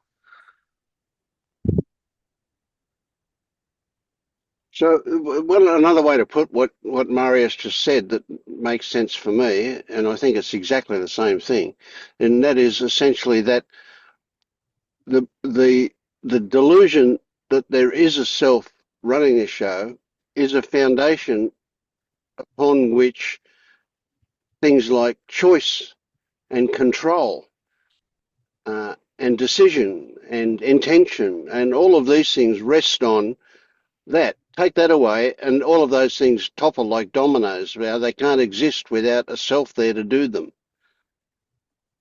And we don't Yeah. say that they're not there because there's no self. That's just a shortcut way to get somewhere that's not actual. But what we do is we recognize, right, that what we took to be evidence of a self is in fact an illusion. And we need to see that. We need to recognize that. So you're not going to drop a self by working at it. It's going to be an accidental seeing when it happens. Yeah, because there doesn't seem like, I'm trying to be honest, that like there doesn't seem to be a desire to look for a self, or to drop a self or find a self. I mean, like, this feels like a waste of time. Whereas there's reactivity, there's emotion, there's triggering, there's feeling uncomfortable in the body. There's all these other things that I want to kind of look at. And so to say, well, we'll go back and have a look and make sure you drop the self. And I'm like struggling to even figure out what it means. Like, Well, that could mean that you've already dropped it. That could well be the case. Yeah, You know, the exactly. thing, it doesn't make any sense once you've seen through it. Can I say something? Uh, when you first started talking, Dennis, you said, if I remember correctly, you said, "Yeah, I was listening uh, to them. It was way over my head, and I really wasn't even listening." And then in the next sentence, you went on to describe how you're doing exactly the same thing, looking into your feelings, looking into your sensations, and you basically described that you were doing exactly the same thing that we were talking about. And what comes to my mind is that I believe that you have this false belief that you're not awake, and you are gaining some benefit from having that false belief. And I think you should look into, what am I benefiting? How am I benefiting from not believing that I'm awake? Because I've never seen anybody that looks more awake than you do. And the answer to Scott's question will be the first thought that jumped up. Yeah, it came up yesterday. I was doing a bit of work with a guide on this kind of what comes up, and I need to kind of string it together a bit better. But what came up immediately was accountability. Am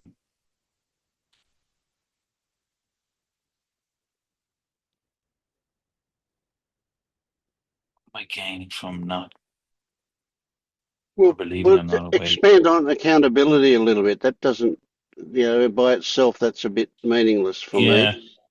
Well, it was the first thing that came up. So, Yeah. So are you saying when you are awake, you're going to be much more accountable? Is that what you meant by accountability? or less.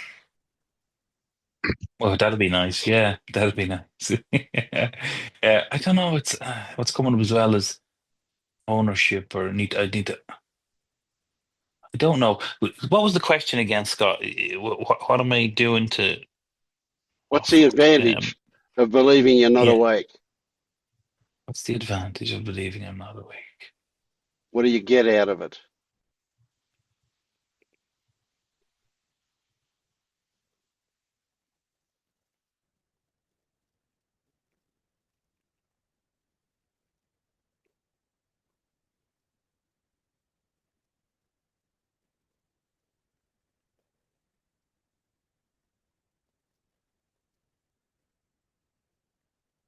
Maybe I, again, don't know if it's true, but just what's coming up is maybe I enjoy seeking, and I've been seeking my whole life.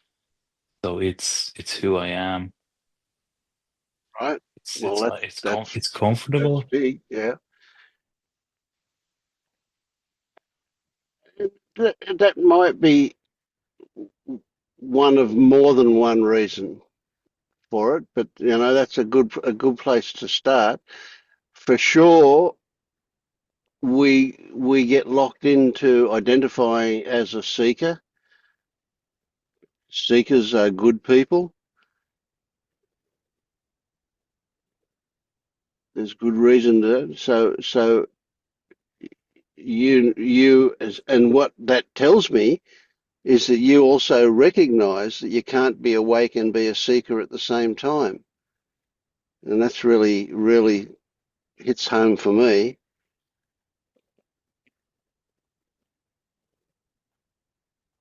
It's like I'm waiting for something to happen. I'm waiting for a shift. Like we talk about these shifts again, and even though Marius, I really tuned into when he said Scott's apparent shift. I was like, what does apparent mean? Like I haven't had a shift that I can go, well, look, I've had the shift, lads. The self has dropped. Like I know that I'm on the road now. So um, When that apparent shift happened, the first thing I thought of was like, shit, I can't believe I was waiting for something to happen. Like, I can't believe I was waiting for something to happen. That is it. Like, that's what fucking keeps you from moving. It's like you're waiting for something to happen.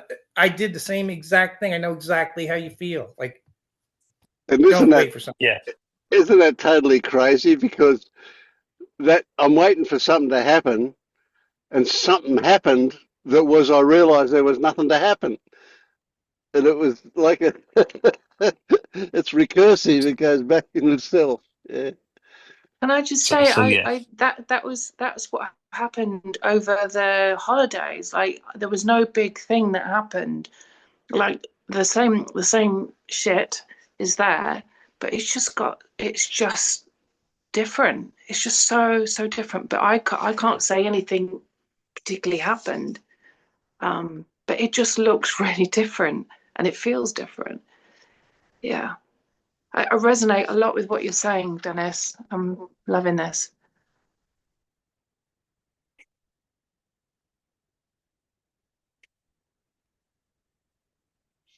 So just a little to add to something that was going on a little bit earlier. Oh, Vince, another one. What's Yes, coming up go. now is, well, look, I won't be special. Ah, I'm right. special. Yeah, that's a big one, isn't it?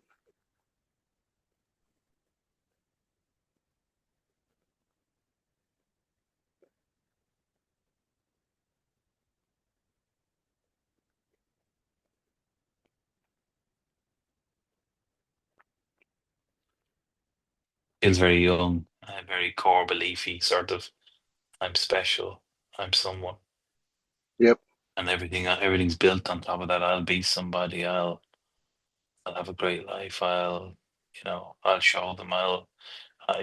It's like a root part of the I am. Yeah, for sure.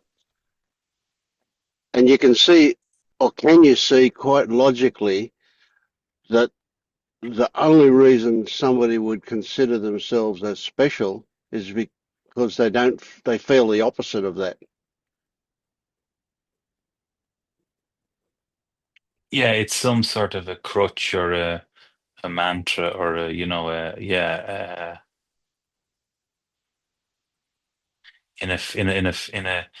place where you might feel unloved, not seen, alone. I can see myself 6 years old under the covers of the bed, telling myself I'm special. Yep. Yep. Absolutely. Yeah. And the problem, Can, of course, is that we don't believe it.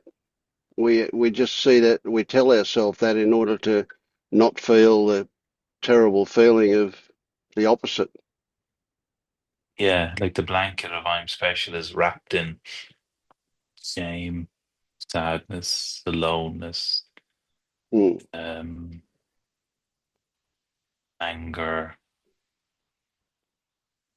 But you can see the binary nature of the mind of a child. And that is, if they feel, let's just say unspecial, that's a shitty word for it, but that'll do. If they feel unspecial, then the answer to that is to feel special, right? Whereas with an adult perspective or an awake perspective or something, whatever you want to call it, right? The the we've everything I want to say is wrong, but I'll say it anyway. We've fixed that when it's no longer an issue at all, when we don't even think about special or not special or unspecial.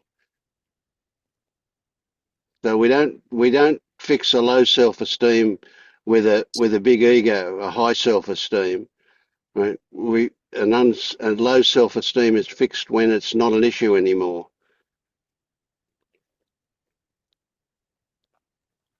And that's what we're talking about with specialness, I guess.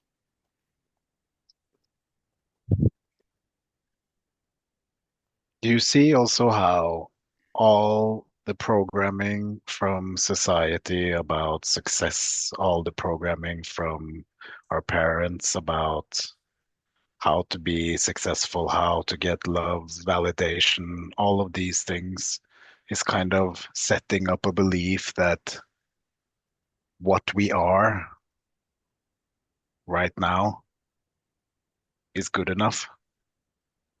You see all the stories that kind of hangs off. Yeah, because you're not good enough until you do, achieve, Yes. get, have more work, praise. You're in a complete state of lack. So to realize before you move an inch, you're perfectly good enough and okay is difficult to see.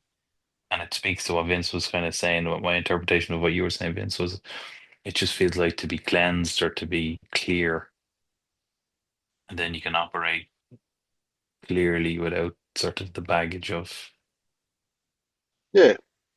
beliefs and emotions. And Yeah, so instead of proving to yourself that you are special, it's more about dropping the stories about not being whole or not being special, not being good enough as you are.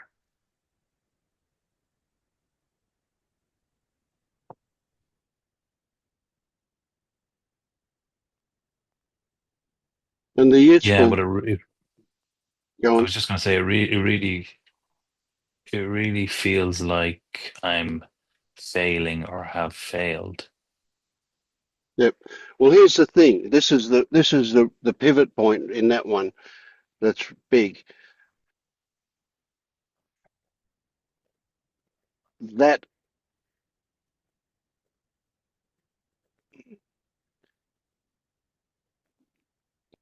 you can imagine it as a mechanistic view of how things work, and that is that you are not inherently broken. That you came to believe you were broken as a result of circumstances, conditions, brainwashing. So the switch is in accepting that it's not inherent in you, right? So like we were talking with Rod earlier on, the emptiness teachings, right? There's no inherent cupness in a cup, right? If somebody didn't have a mental overlay that called this object a cup when they saw it, they would wonder about it, but it wouldn't be a cup to them. It would just be an object that could contain a liquid. Maybe it's got a handle, maybe not, whatever. They may not even see the purpose of it if they've never used a cup. Although I can't imagine anybody that hasn't used a container for water to drink. But nevertheless, there's no inherent cupness in a cup, just as there's no inherent denseness in you. Just as you can take this object that we call a cup, and you can describe features of it. Well, we can do that with you as well. We can describe features like you're apparently male, so high, with whatever characteristics we want to talk about. There you are. They're just characteristics, but there's no inherent denseness. That's that's an overlay that's been put on. Mm. Yeah.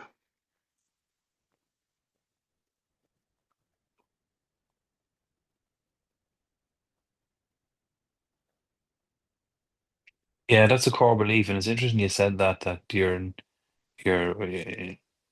inherently not broken, and I would have had that belief. I'm completely inherently sort of from a young age broken or damaged, or and that makes all this stuff more difficult and even impossible to awaken because you're just. I remember Angelo saying, unless you have a good sense of self, you can't then see through it, and this sort of thing, and so it just brings lots of frustration and annoyance. And but I get the What cup is thing. There's like cup is an overlay, it's a label. I can see that clearly. So then to say, well, Dennis and is an overlay. It's a. On Marius, you were going to say something? No, I didn't want to stop you. I thought I was going to ask you, what is a Dennis?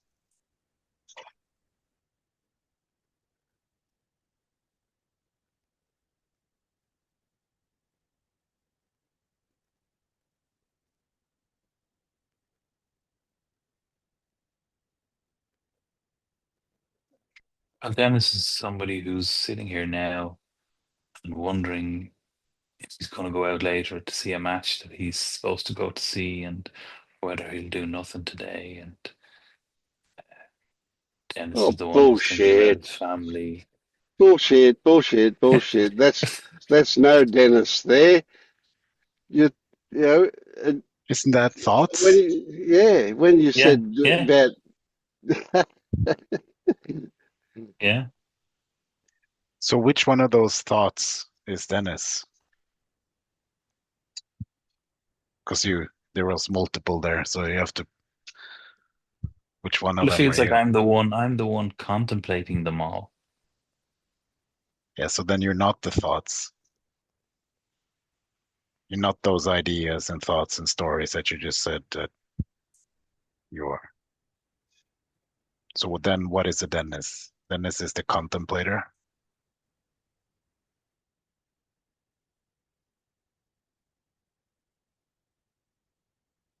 Yeah, the contemplator, the decision maker, the accountable one for the decisions made.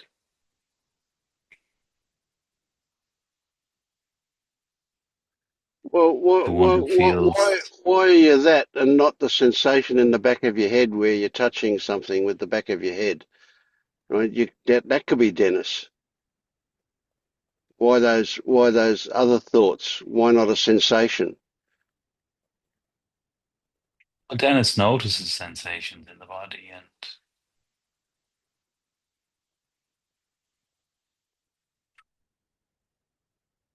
So what would happen if I were to point my magic wand at you and give you personal amnesia? So you have zero history from who you are. mm, Would you still be Dennis? no, Okay, so Dennis is the history.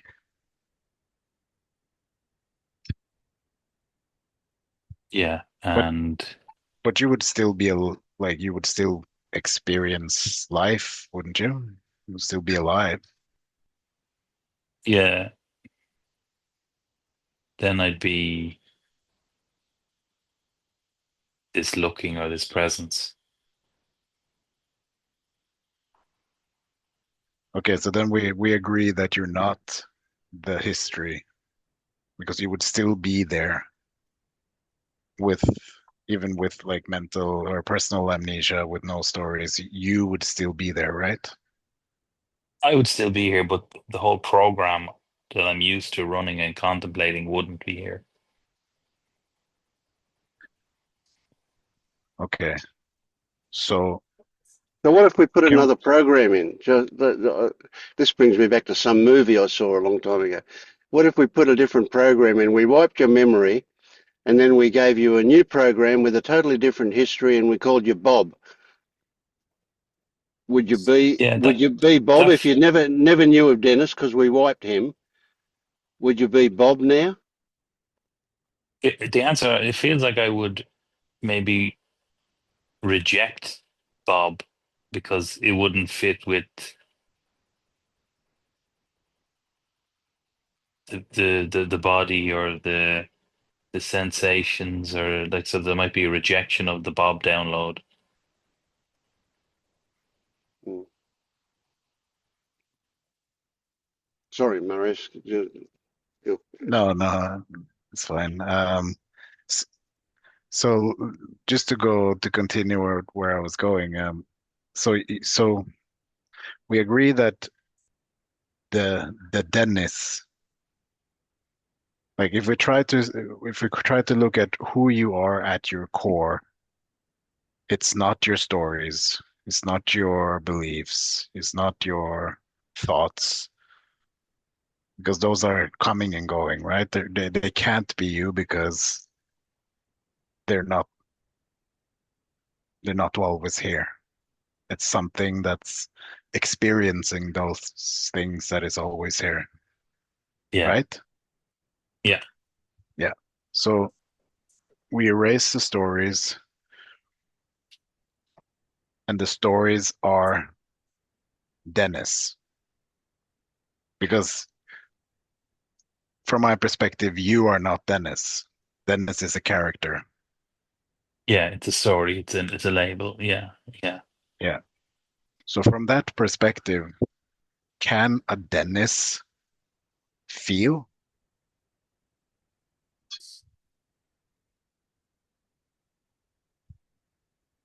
So no, but I can feel. Yeah, you can experience feelings. Yes, that's correct.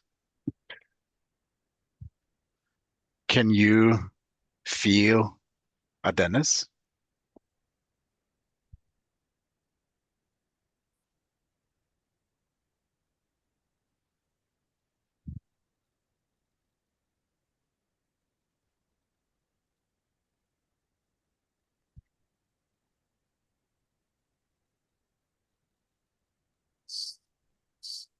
No, not a Dennis. I can feel emotions. I can feel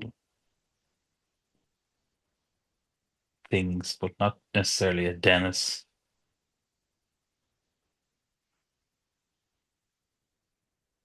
So the sense of I, the sense of me, is actually not pointing to a Dennis. It's pointing to direct experience.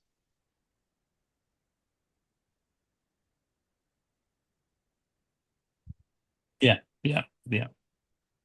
Yeah, I mean that's obvious, yeah. But like, So then you are, for lack of a better way to say it, a direct experience.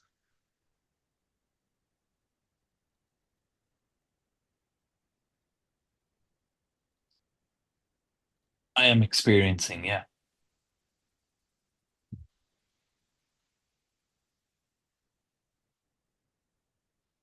So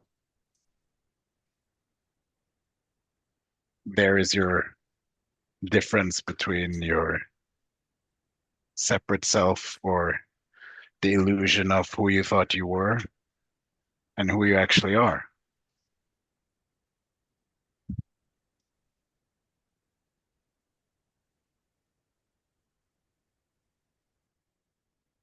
Or what you actually are, rather.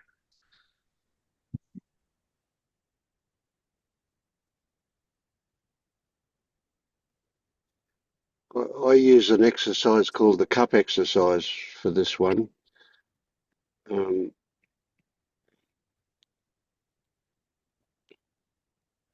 and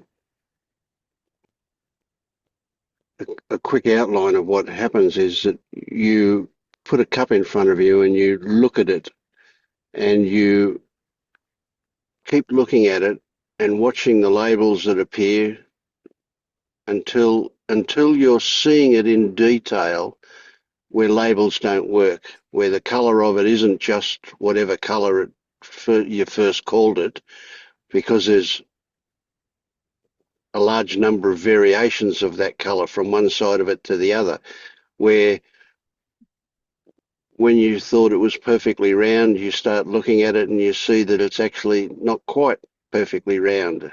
When you see that it's smooth, you look at it and you see that it's not quite perfectly smooth, that it's actually got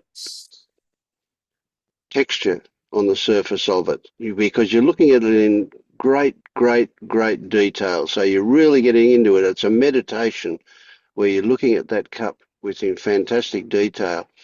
And what you experience is the direct experience of what you're seeing. You're beyond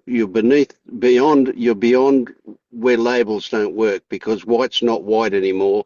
It's a whole lot of variations. Smooth is not smooth anymore. Round is not round. None of that works, because what you're seeing is the detail beyond that. And when you get into that detail, you ask yourself, who is seeing this? Or you can ask yourself, what is being seen? And in both of those cases, you will find that you will actually stop the seeing in order to create the mental image of somebody who is doing the experiencing, or an object that is being experienced.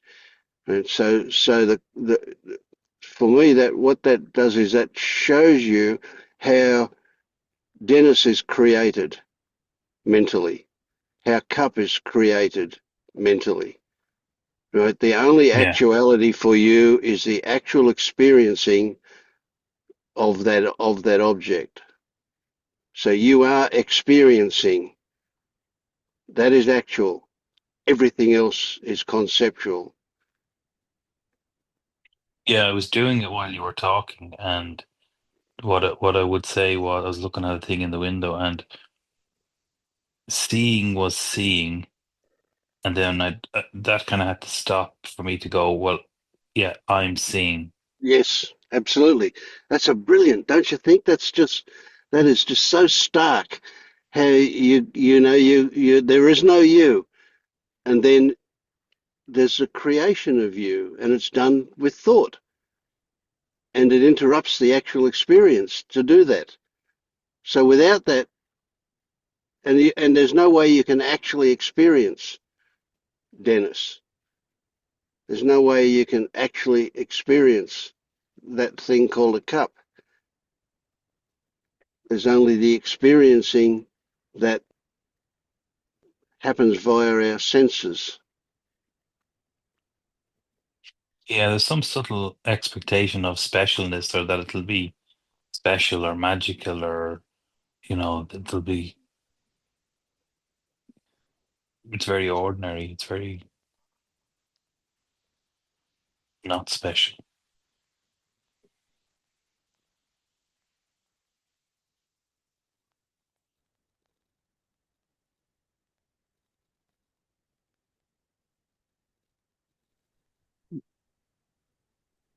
It isn't special.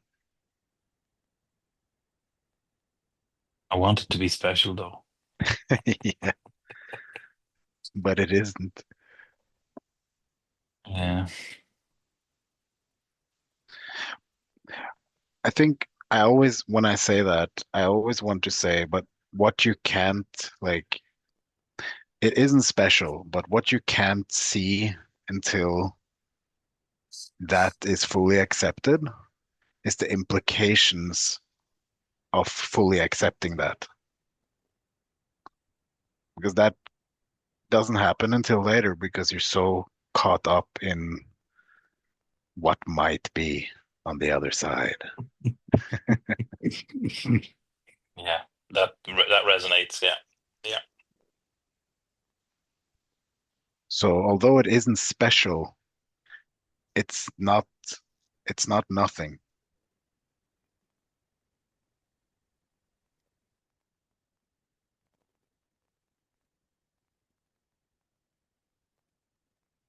Yeah, so I'll definitely contemplate that kind of question about more contemplation on it, what I'm getting out of, and believing I'm not awake.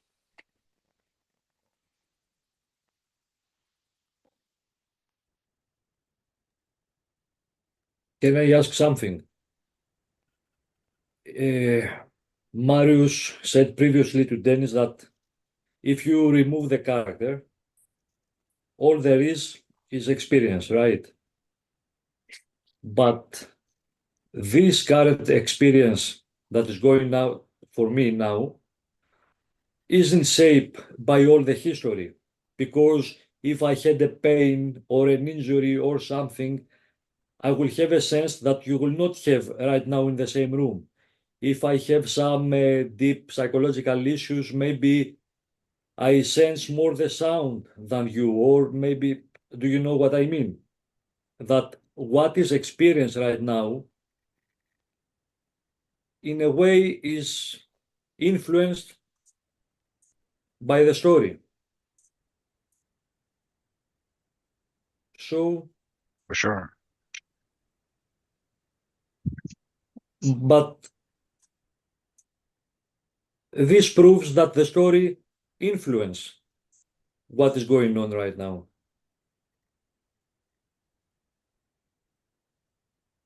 Yeah. It influences your experience of what's going on right now. Perception, not the experience Yeah, itself. but if you agree on this,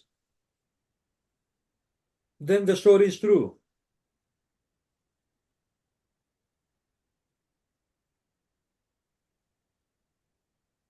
I'm not sure if I'm catching where you're going with this.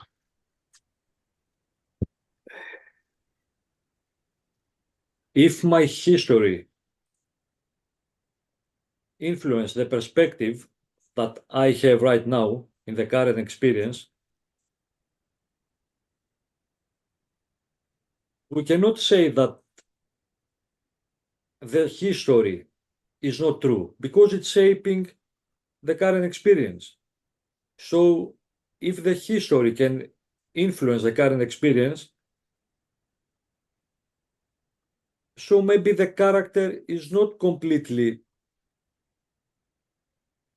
not existing.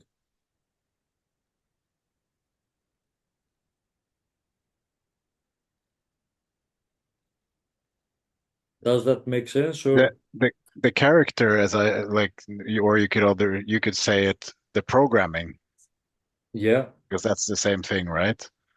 yeah, Yeah. So the apparent programming that happened before colors your experience now. yeah. How can I But continue? it's Yes. still an overlay of what is actually happening.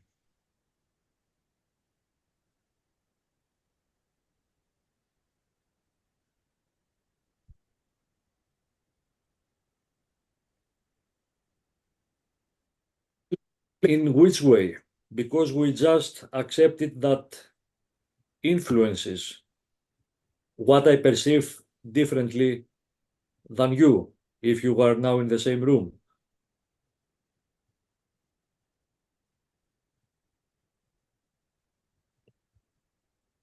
So if I and you were in the same room and we had the exact same thing Surrounding. happening in front of us, I would experience it differently from you because my character or my programming is different. Yes. So that proves that you can't, you, or to say it in another way,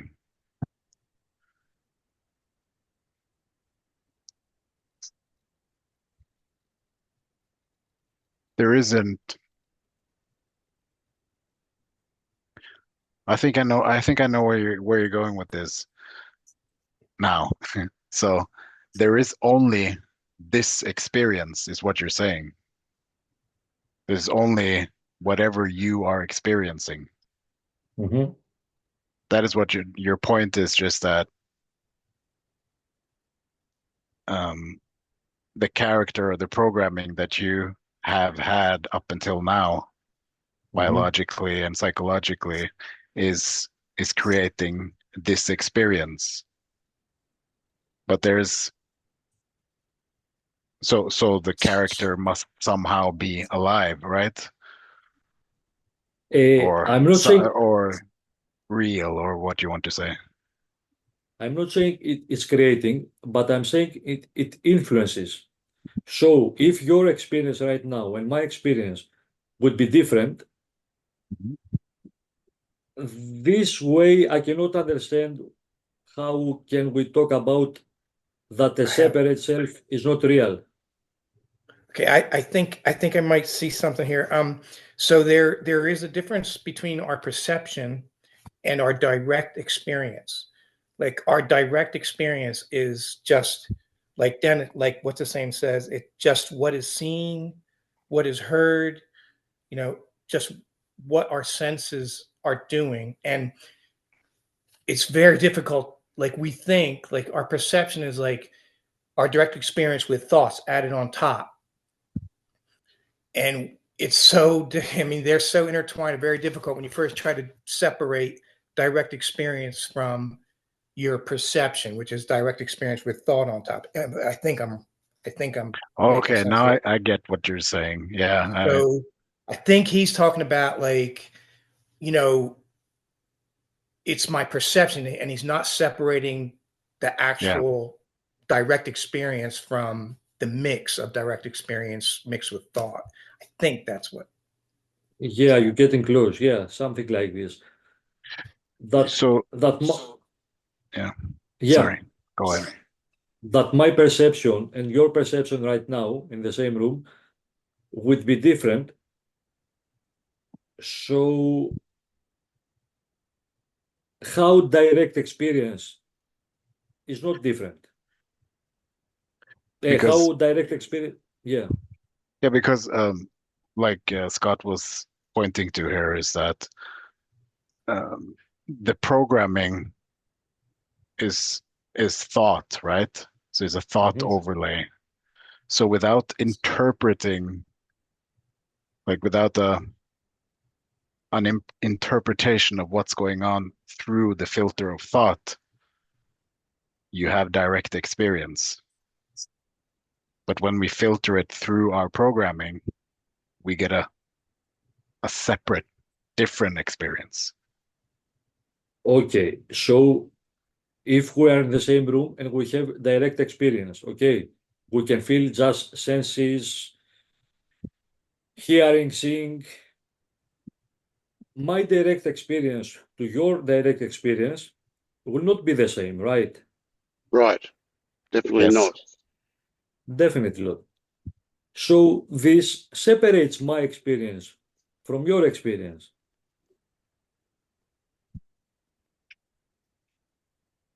Because maybe your filters, not filters, uh, maybe your body, your existence collects different stuff from Yeah. this current experience. Maybe you are focused more on the vision and focused more on the hearing or Yeah.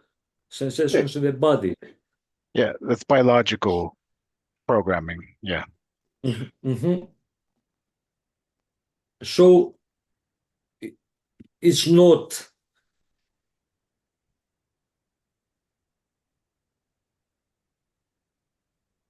how to say it. Universal. I cannot understand the phrase when they say there is no separate self because you will have a totally different experience from my experience. So this separates you a bit from me. It's the recognition of that. It's the um, how do I explain this? Although there is a different experience, even like you pointed out, even without the thought overlay, we would still have different biological programming. So I could be more sensitive to sound, and you can be more sensitive to smell, for example. But it is the recognition of exactly that, that it's an overlay and an illusion that is um, separate from, let's say, the open space that experience is without interpretation.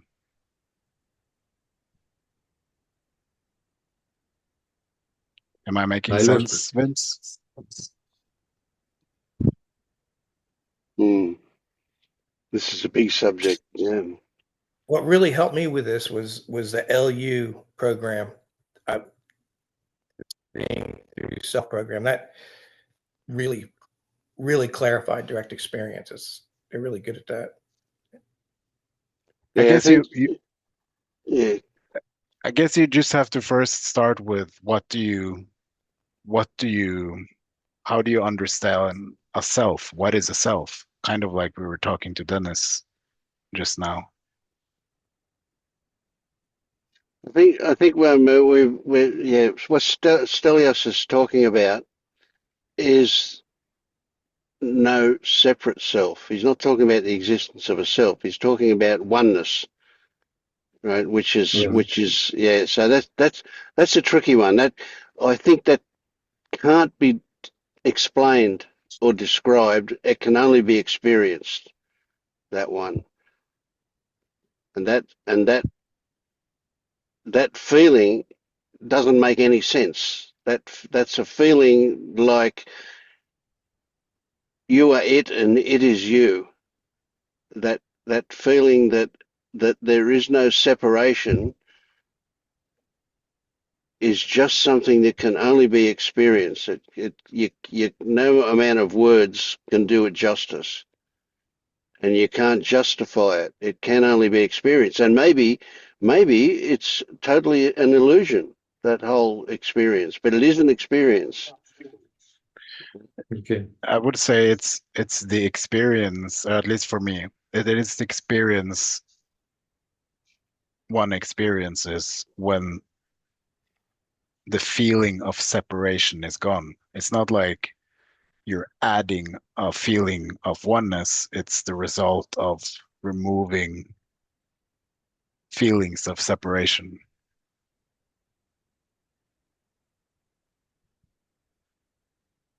So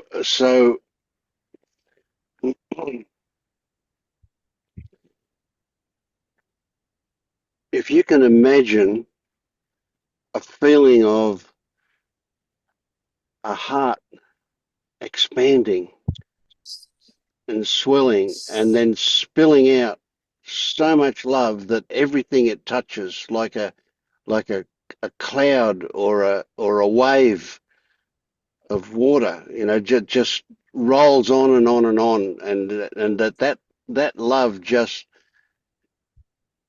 encompasses everything that it comes in contact with, and you recognize that is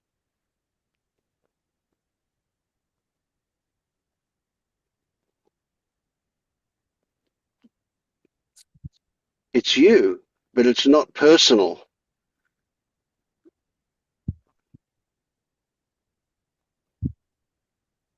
What you just described, the events, was that experience the other day, and it was like, all I can remember is saying, this is like, it's like something else was experiencing through these senses. Yes. And that was the welling of that wave you're just talking about. And there was just a few moments of, it was almost like the thought of Louise was just to the side and something else was just, and when you talked about the cup, experiencing the cup, and then you're adding, then you've got, I see the cup. That was I just put those two together because that's what it was like. There was just no, I was just looking at stones. I was just looking at stones on the floor, but it was the most amazing stones, but it was something else experiencing. But Yep. every single sense was like heightened, like the sound, the feeling of the colors.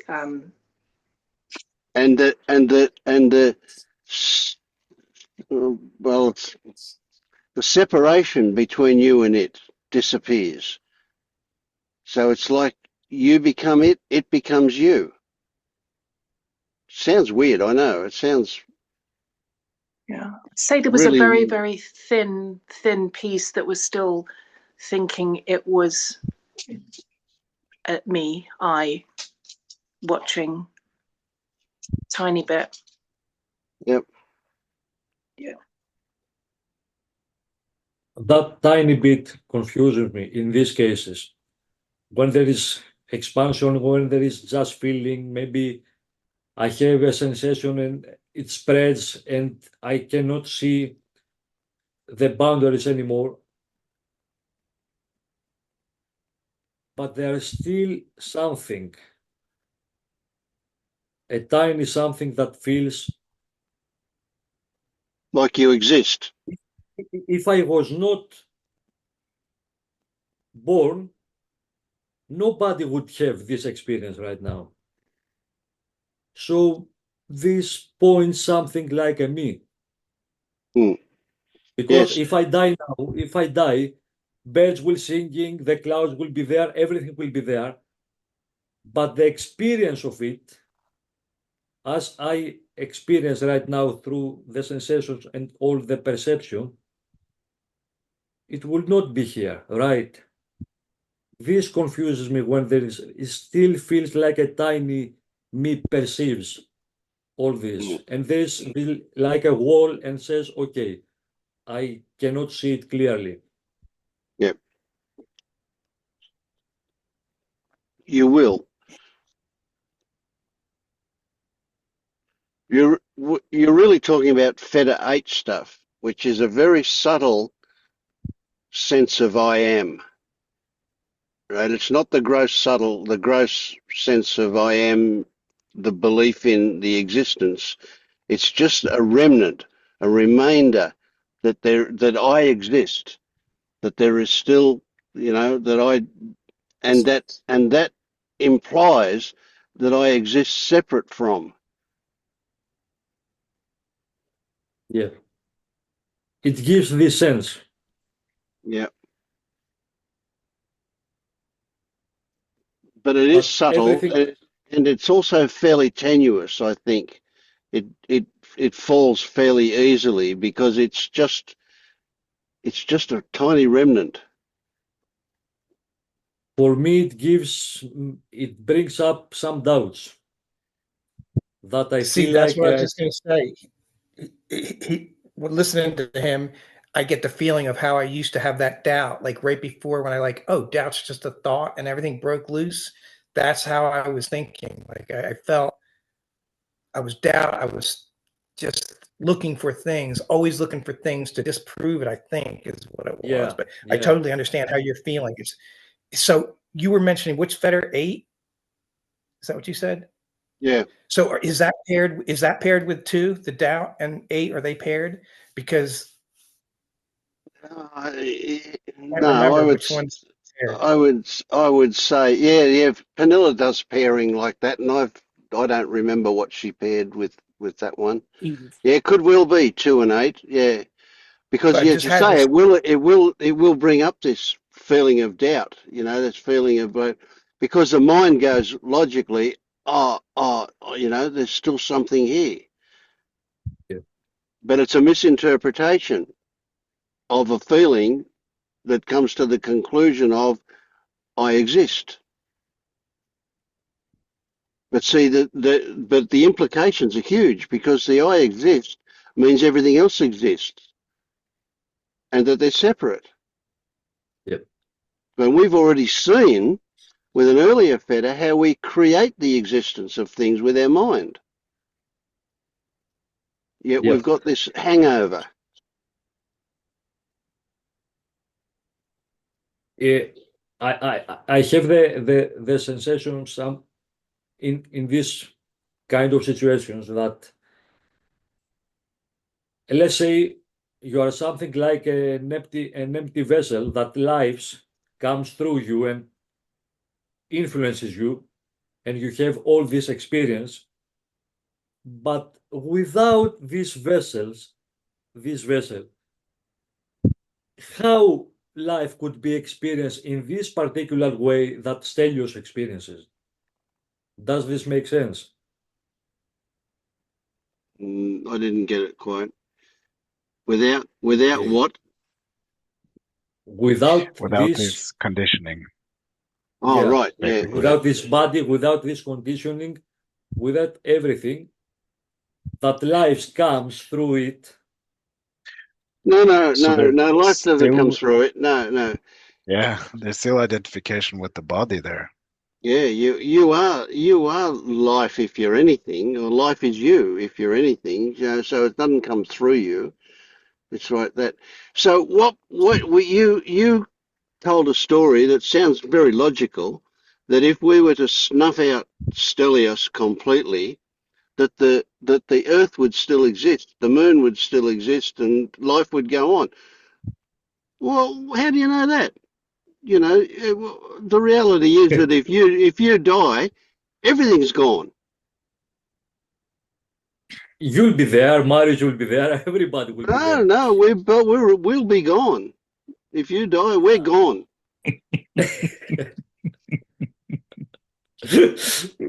Yeah, but do you see the assumption you're making there? you're assuming that something outside of you that is not in your immediate awareness exists, but you don't know Yeah. that. That is an Okay. assumption. But to believe it is also an assumption. I haven't experienced it yet, so to Yeah. just I believe get the it. I get it. opposite, So I feel like we're I'm fooling myself.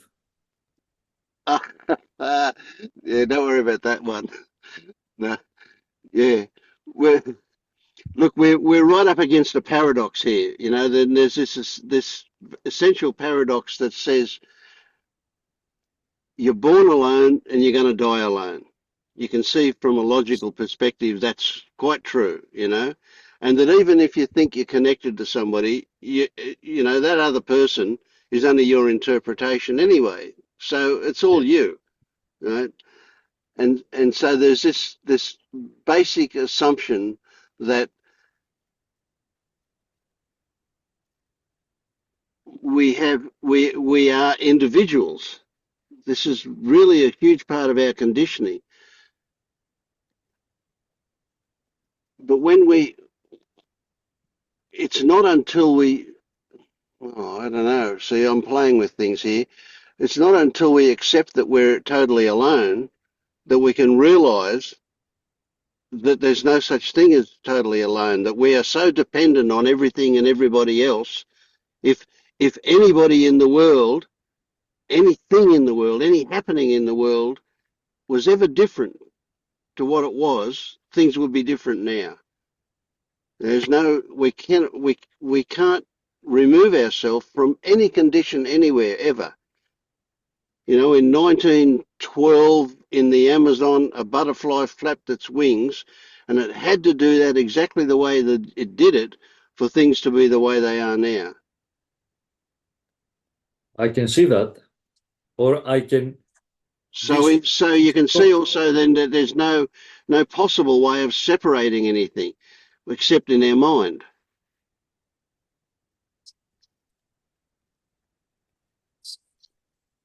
We feel there's a sense of separation, of personal, of being an individual. But the moment you apply any kind of logic to it, you can see that all these conditions had to be there. You couldn't be wearing the clothes you're wearing. You couldn't be sitting on the seat you're sitting on if Yeah. 1,000 conditions weren't Yes. met for that to happen. And who you are was dependent on how everybody else was. Completely You true. know? Yeah. Yeah. Yeah. I can see this for sure.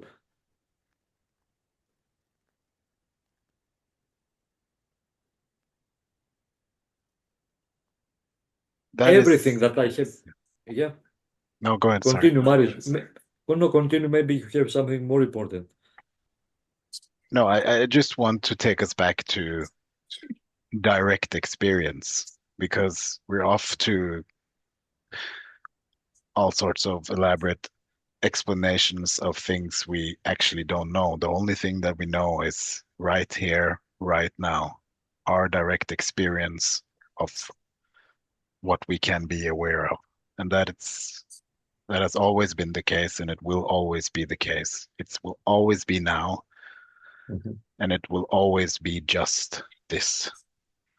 So from there are a lot of assumptions that we make.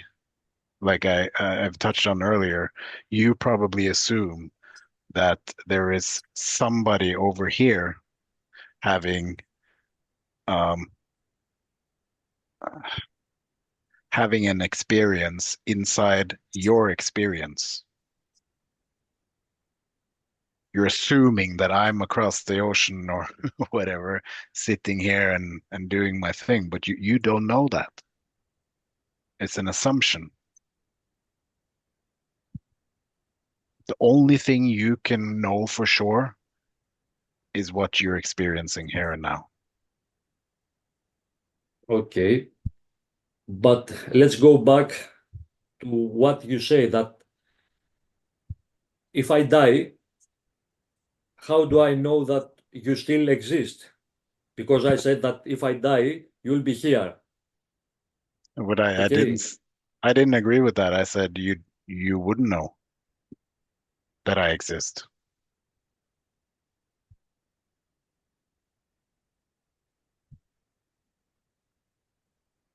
What?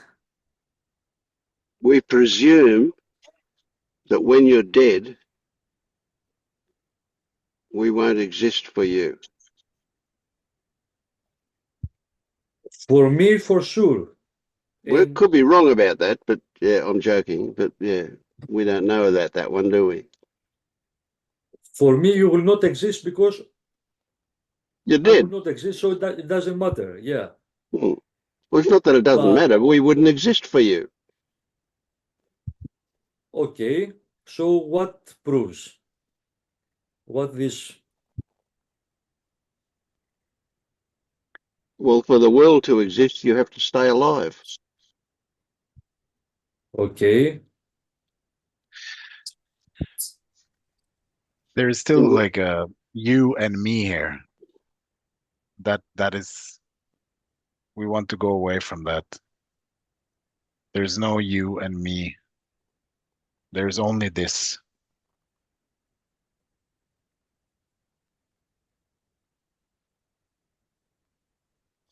All right, let's look at it from a slightly different angle.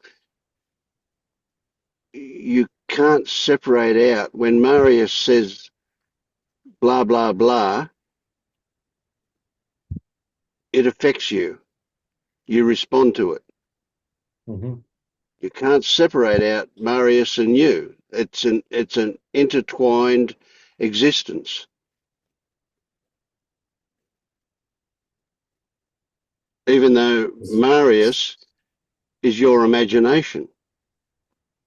But why Marius is my imagination? I cannot get this. Well, what, you've got some pixels on a screen. You think that's a person?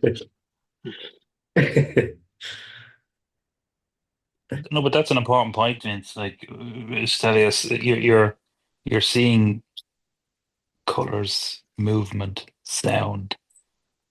That's it. Then your brain is putting all that together to be Marius in Norway. That's all added thought.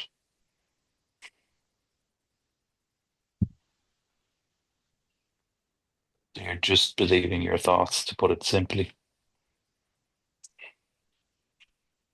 I'm trying to describe something a little bit different than this. That if I would not be here, nobody would experience even these pixels or everything to put together. You can't know that.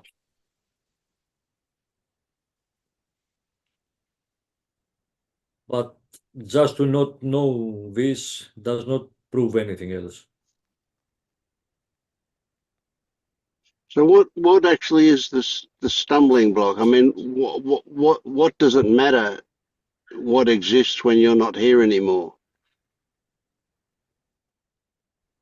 No, for me it doesn't matter at all. No. It I just I, creates I a would say it separation. matters. Yeah, exactly. I would say it matters because it creates a separation. The assumption that somebody is here across from the ocean in Norway and he's there in Greece, I presume. That that sets up a belief in separation.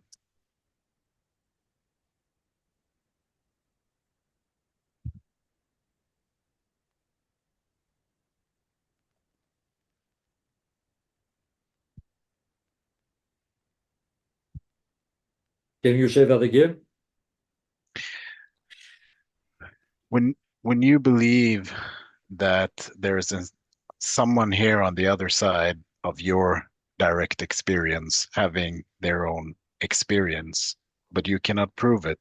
You just, it's just in your thought that that is happening. Then you're setting up, or a belief gets set up that there is other separate from you on the other side of the ocean based on your imagination. my You believe imagination that there's maybe, somebody else here. but as Vince said, and I think this is true, you affect me right now. Something else affects me right now. It's called Marius, that it's Okay, talking, no, making no, no, no, no, no, You're no. affecting you. Marius is not affecting you. Your interpretation of Marius is what you're You're responding to. affecting you. Rather, your interpretation of the screen and what's happening there. What if It's I tell affecting you right now that that's not Marius? Marius couldn't come tonight, so what he did is he gave us an artificial robot of himself. It's not really Marius. It's just somebody who looks like Marius and talks like Marius. Okay, Does that change anything? yes. Doesn't change N- anything Not, not, about who exists over there, though, does it? It doesn't change anything about your response to that unless you actually believe that it's no longer Marius. It's just a, what do they call it, a bot or a whatever they, yeah. yeah. And if I know that he's a bot now my experience may be, my response It may be would be different. different. That's right, yeah. But until you know, it probably wouldn't be. Yeah, Right. So it shows you that it's your interpretation that you're reacting to, not to what is actually there.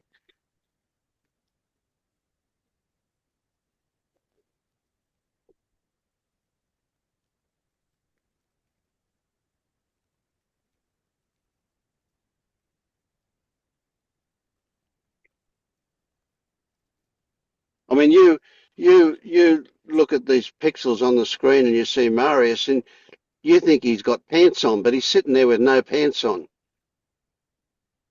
okay, this How did you know again that? doesn't, I don't know that until I think of it. Until now, Exactly. I have And never wondered if you were pants or now. Maybe now I'm yeah, that's wondering. right. Yeah, yeah.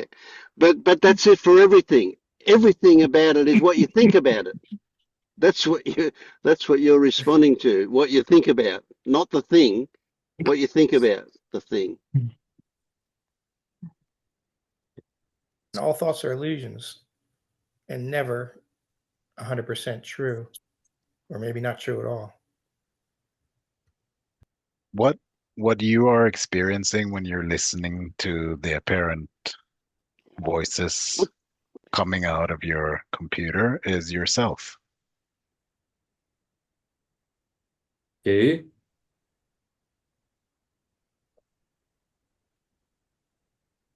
And if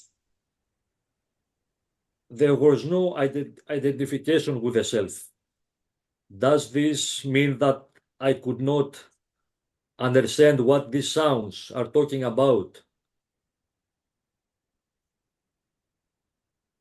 Well, let's say you No, didn't no, it wouldn't mean learn that. the Yeah. English language. This would just be sounds.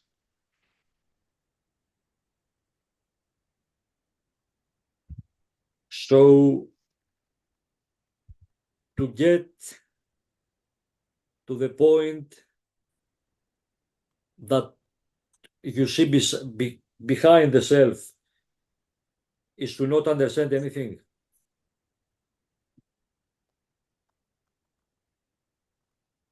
Hmm. The separate self, like we have to be clear about our terminology here. Some And people I like to think use big self and small self and separate self and no self, but the conditioning, without any conditioning at all, yes, you wouldn't understand at least what we were talking about.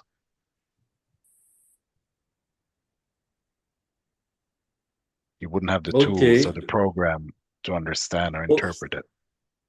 Okay. Okay. I get a bit of it, and I'll make an example that I had some days before, and please, if you can, unravel it. Because as Scott said, I still try to figure out how this feels, how this reality without the self filtering should feel. And some days ago, I had this experience that I just woke up and there was some sound outside, I don't know where. And while I was waking up, I could see the mind explaining possibilities that this could be, this could be. So the mind was totally in the unknown and making thoughts about what this could be.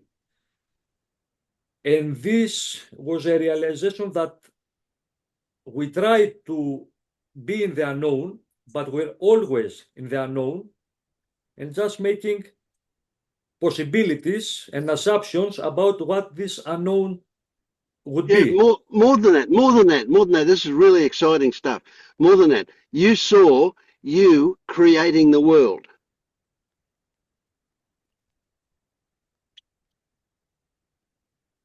I cannot see this. Well, I can. No, Stop showing off, Vince. no.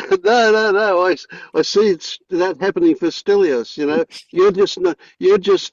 you're thinking, you're putting it in, you're seeing it from the perspective that says it's the mind doing stuff, explaining stuff. But what it was explaining was also what it was creating. It was giving meaning to the sense input of sound. And in so doing, you would find that you're applying labels. Oh, it's a bird, or it's a whatever you were hearing. You know, what the mind ends up with is an explanation that makes sense to the mind. Now, it doesn't have to be true at all. Yeah. So, like, here's a quick story. I had an experience, really quite quickly, around about the time I woke up, quite quickly after, I think. I'm not sure now. But anyway, I was at my sister-in-law's place in my caravan in the front yard, and I woke up in this morning and I was hearing the surf. And I remember feeling really lovely feelings about the sound of the surf breaking on the beach, and the waves and the sound. You know, it never stops, and it kind of swells, and it was so beautiful. And then I woke up enough to realise I couldn't possibly be hearing the surf. I was too far away from the coast. What I was hearing was the traffic getting going in the morning on the expressway about a kilometre away from us. Right? And all of a sudden, the whole thing changed. In the beginning, it was a lovely feeling. It was a surf. And then it was this fucking annoying noise of cars, of traffic. And it was the same sound. It wasn't wasn't that I just gave meaning to it. I actually responded differently to it, to the story. Yeah. Sorry, Bianca. Go. Yeah, I wanted to add that I think the same happens in sleep paralysis. When you are paralyzed, you get much less sensations, but the mind wants to make meaning of it, so it creates the crazy world when there are ghosts pulling the blanket from me,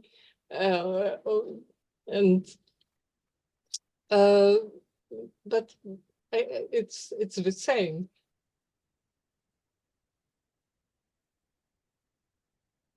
It reminds me also something I experienced when I was in Thailand recently, where somebody had a psychological health issue, or that's my understanding of it, and their understanding of it was that they were possessed by ghosts, and that is just because they have that programming. That is they're not psychologically inclined. It's more a spiritual, ghostly interpretation. It's the same thing. That was real for her. Cultural conditions. Yeah. And I had an experience I had the other day. You just reminded me, Vince, when you said you create. I had this sensation building up. Can you hear me okay? Mm. Yeah. I had this sensation building up, and like I knew it was familiar, but I didn't know what it was. And then I sneezed, and then the label came of sneezing. But up until that point, it was a brand new sensation. Does that make sense? Mm. Yeah.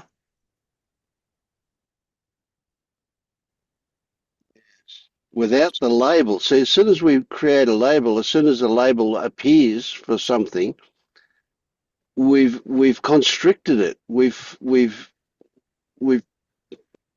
chained it down. What we're going to see is our understanding of the label, and we don't even relate to the actual thing anymore. We just relate to the label. Yeah, to take it back to where you were going, Stelios, or where I thought you were going, is that or I heard you say you were kind of trying to imagine or figure out how something would feel. You were kind of stuck with that. But that imagining it's exactly that. It's just imagining.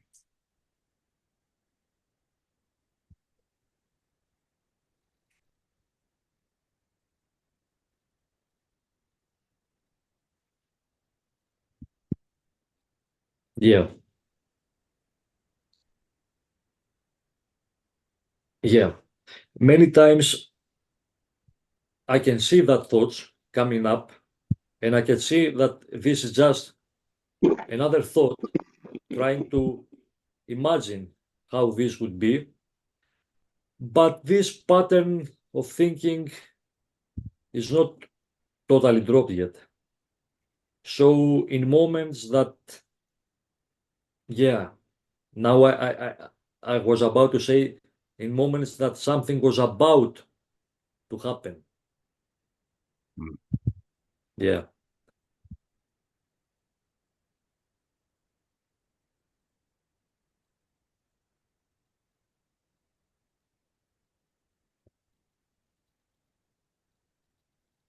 We're trained to focus on oh,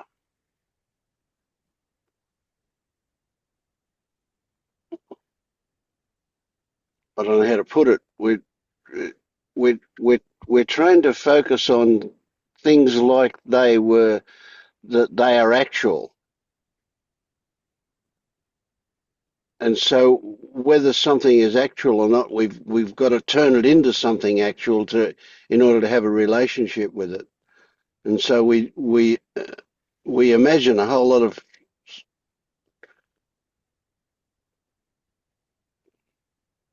it gets boring to say this. We imagine a whole lot of abstract nouns to be concrete nouns. We imagine a whole lot of concepts to be actual happenings, and then we relate to all of those things, and that's so ingrained in us right from the beginning. We've been trained in that way. So what we're looking at now is a whole new way of looking at things, which is basically to just dismiss all of the things, all of the stories about it, to get to what it actually is. And then we realize that what it actually is isn't what it actually is. It's just what we think it is.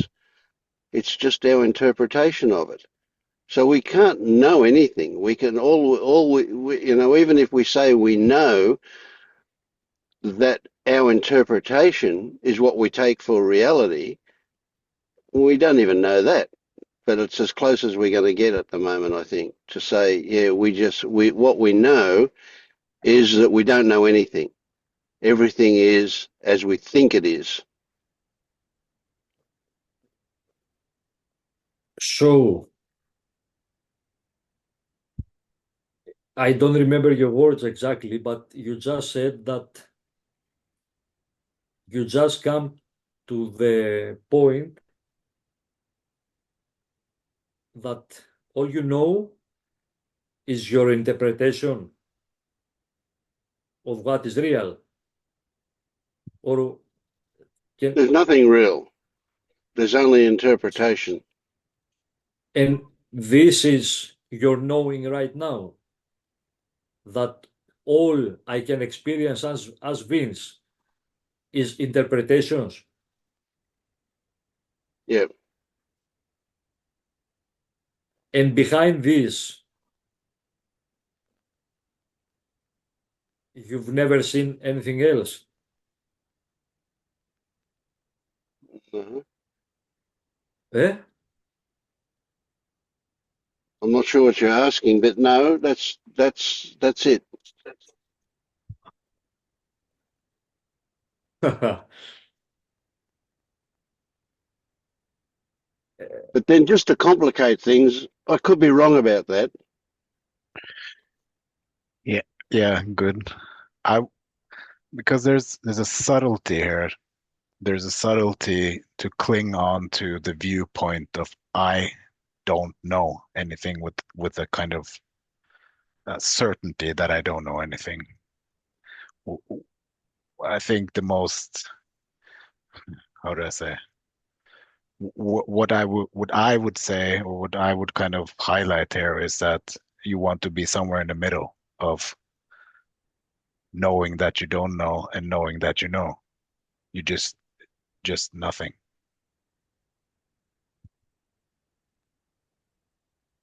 This is the place that we should rest in between.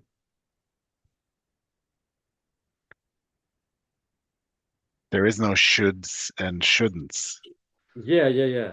But you said that you should or avoid this. I didn't get it.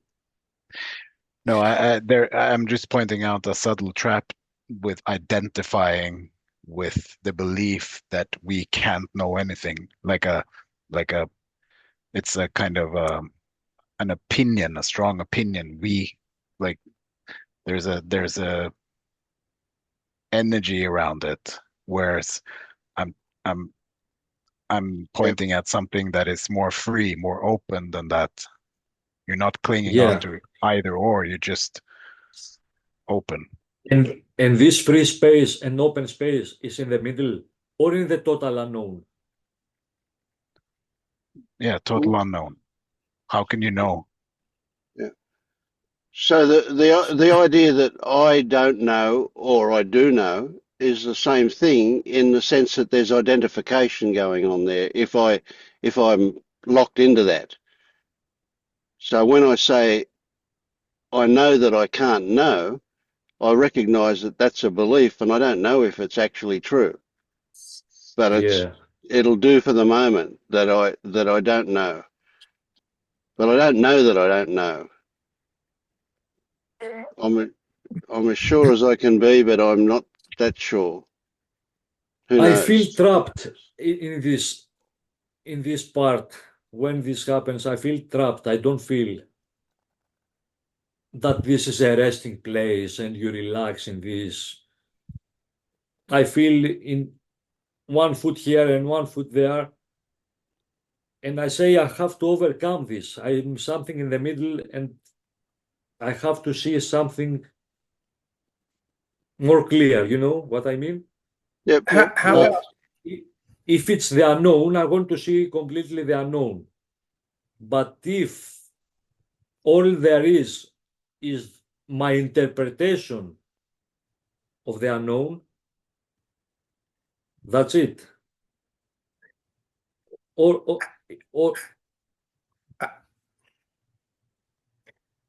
yes, how about if you remove the I? How about if you, let's just say nothing is known, like nothing can be known. How does that feel? Because like when I think of that, I'm like, well, that's obvious. Nothing can be known because every single thing that's known is a thought. And there, I mean, even when you think about science, you know, supposedly these are all facts, but as science progresses, these facts turn out to be not true, you know? Yeah. So nothing is actually known. So I if think nothing science, is known, how can I know something? Science calls them hypotheses, not facts. How about if you look at it like this? Um, Nothing sticks, right? Yeah, So you can experience opinions, thoughts about this and that. and nothing sticks. Nothing sticks. Yeah. I think with what you said about having 1 foot here and 1 foot over there, it's not a case of having a template that says that's not right and this is right, as much as it's a possibility that if you examine 1 foot and then examine the other foot, you may well discover something about each one of those that changes the situation. And so when you say you've got 1 foot here and you've got 1 foot over there, you're really talking about beliefs, that you believe or you don't believe something. And if Mhm. you don't believe something, then you've got another belief there that you do believe. Yeah. Mhm. And what all we're trying to show you is that something you already know, and that is that it's just the way it seems.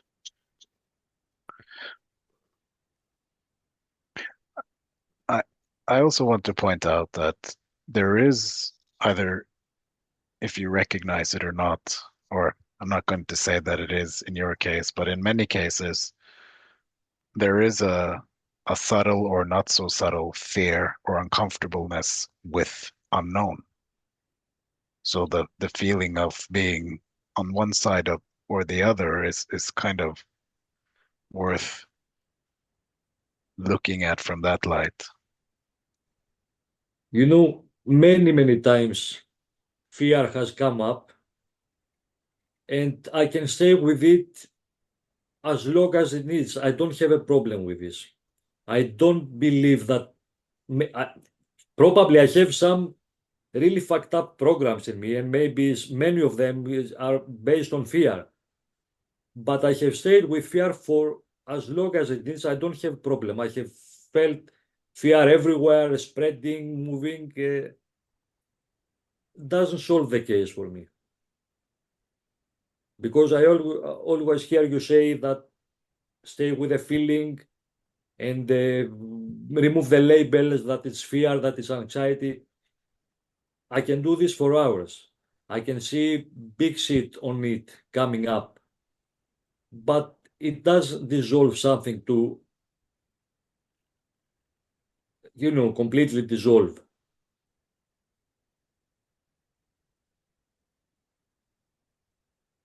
Do you have an expectation that it should dissolve? Sometimes I can see that it's just another thought, so I have not. Maybe some other times on a deeper level, I have an expectation that this will show me that if I stay long enough, it will show me, what this is really about.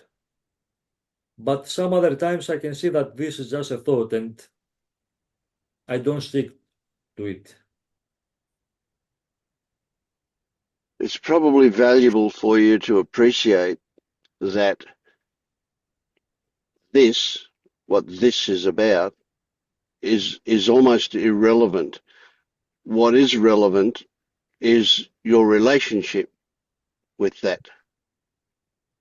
So it's a sidestep from thinking that what comes up is what it's about.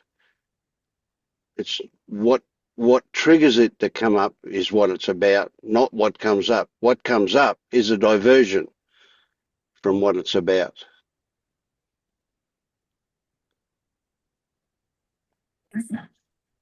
Can you say that again in one sentence? In one sentence, it's never No, about no, no. what comes up. It's always about what triggered it to come up. And you're going to Yeah, see but what comes up, but you're not going to see what triggered it unless you're really relaxed and not having an opinion about what came up. Then you might see what triggered it to come up.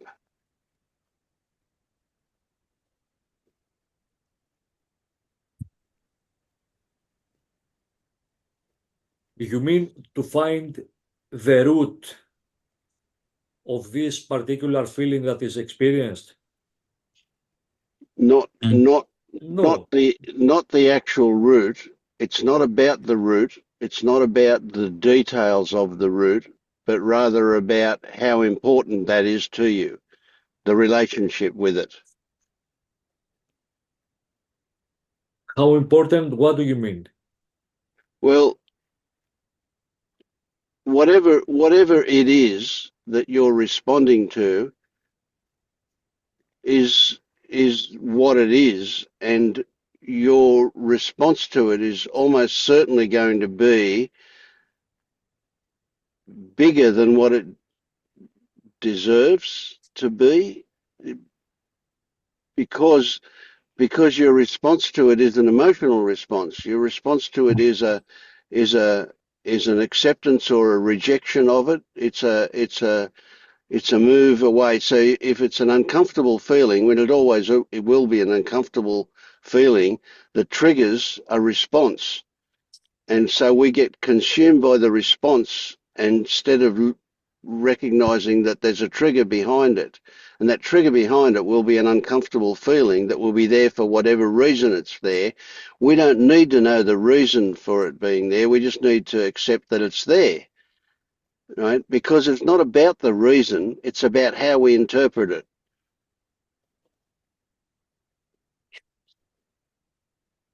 So, you mean that the actual experience is not to separate the feeling, it's just to see how this program Yeah. reacts. Yes, to see the whole thing. Right? So what we're conditioned to be consumed by what comes up, what we think the main point of it all is, and it's not about that. It's about what we feel about that.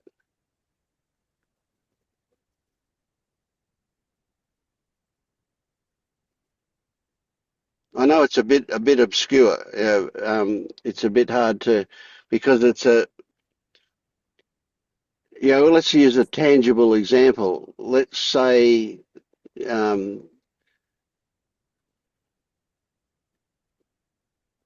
you have a sudden desire to eat something, right?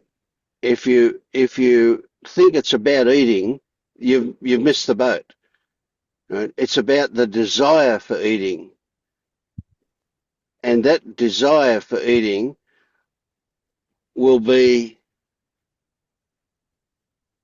to distract from an unpleasant feeling.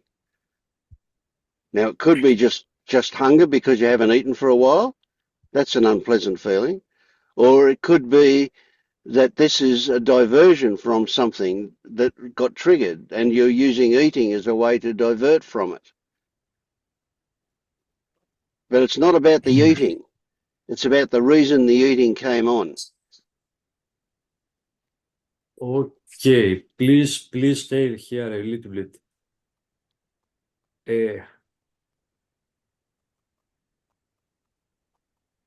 When I have a sense of hunger,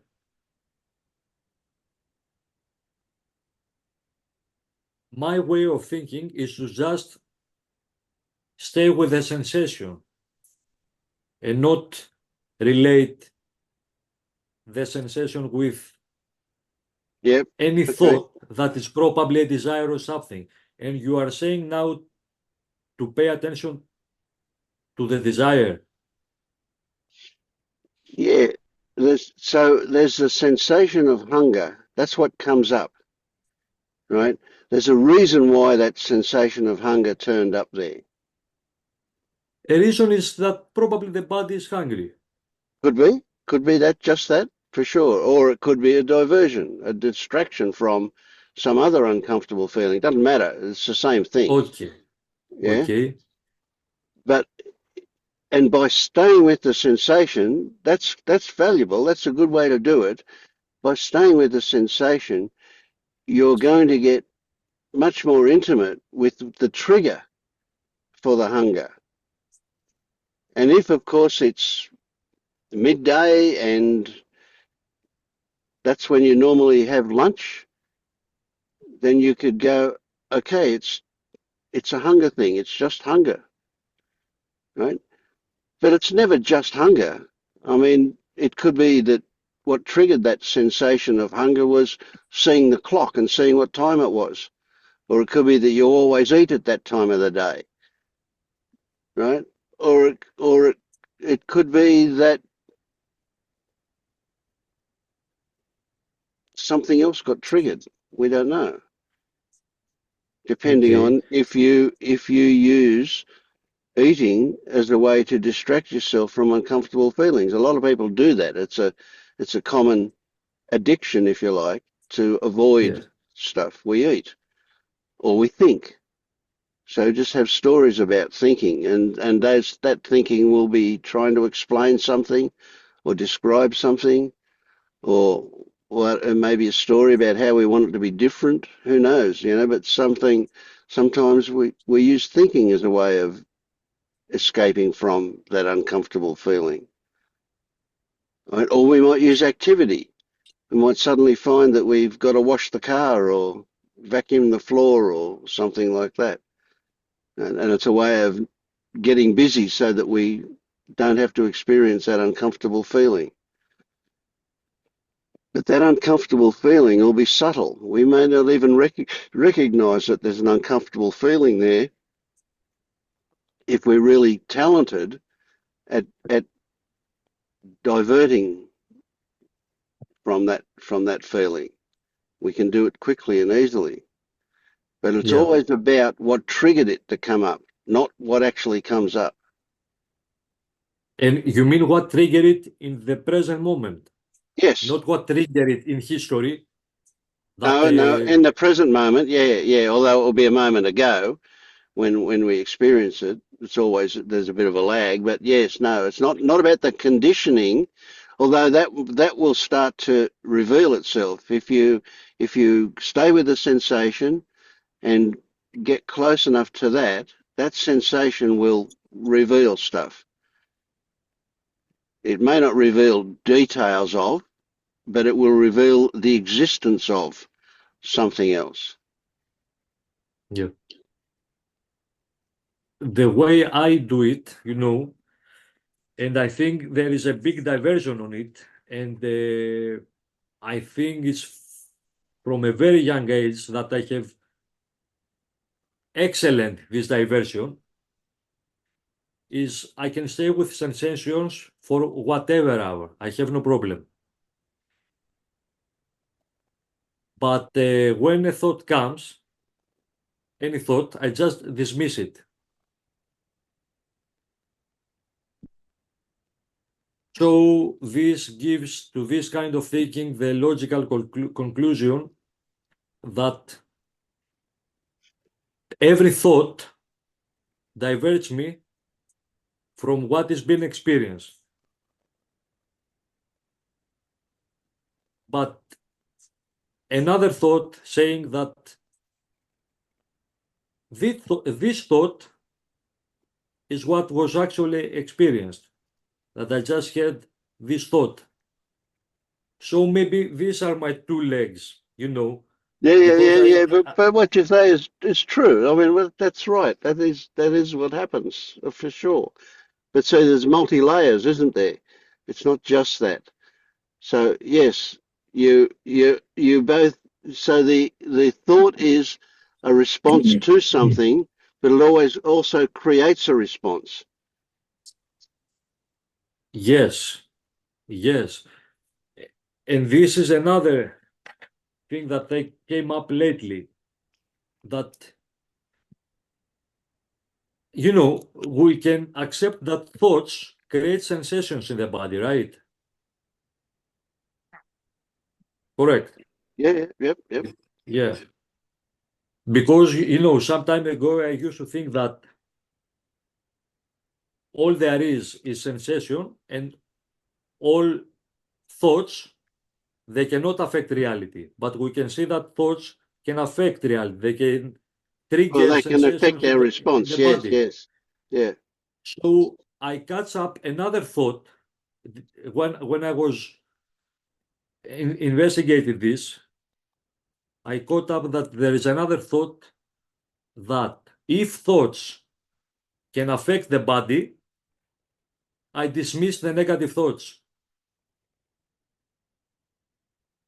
Okay, you're sucked into the control thing there a little bit, I think. Yeah, but not by I am dismissing it.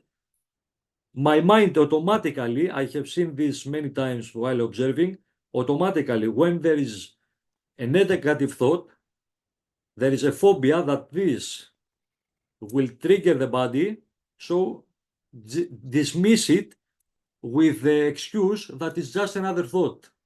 Yeah. No, But isn't that also another thought? Eh? But isn't that also another thought? The story you just Yeah, gave yeah, to what you were doing there, to what actually was happening. yeah. Lately, I start to slowly see this, that this is also another program that I could not notice. and I think, it's also bypassing. yeah, it's a big diversion. It's a big bypassing. Right. So instead of So dismissing the negative thought, ask why is a negative thought turned up. Now, not don't ask why. That's not the right question. But we want to get to why. But we get there by looking at what. So, and then so to do that is you look at the sensation that's associated with the negative thought, and that's much closer. And the negative thought will disappear by itself. It doesn't need to be dismissed. It will disappear when you see what triggered it. But it didn't happen by accident. It happened because of a belief you've got that triggered it. yeah,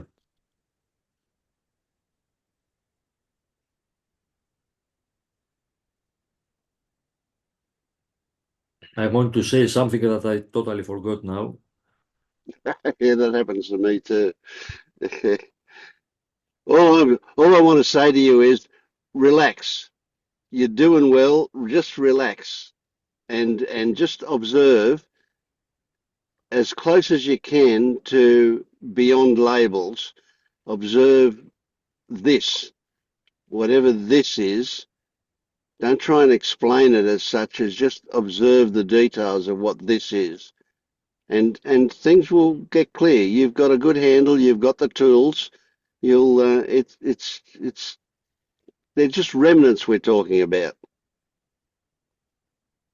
Yeah, And some of them, when you'll find that some of them, and my feeling is from when you're talking tonight, that what you'll discover is that some of these things that you've got are beliefs upon which a whole lot of other beliefs will rest.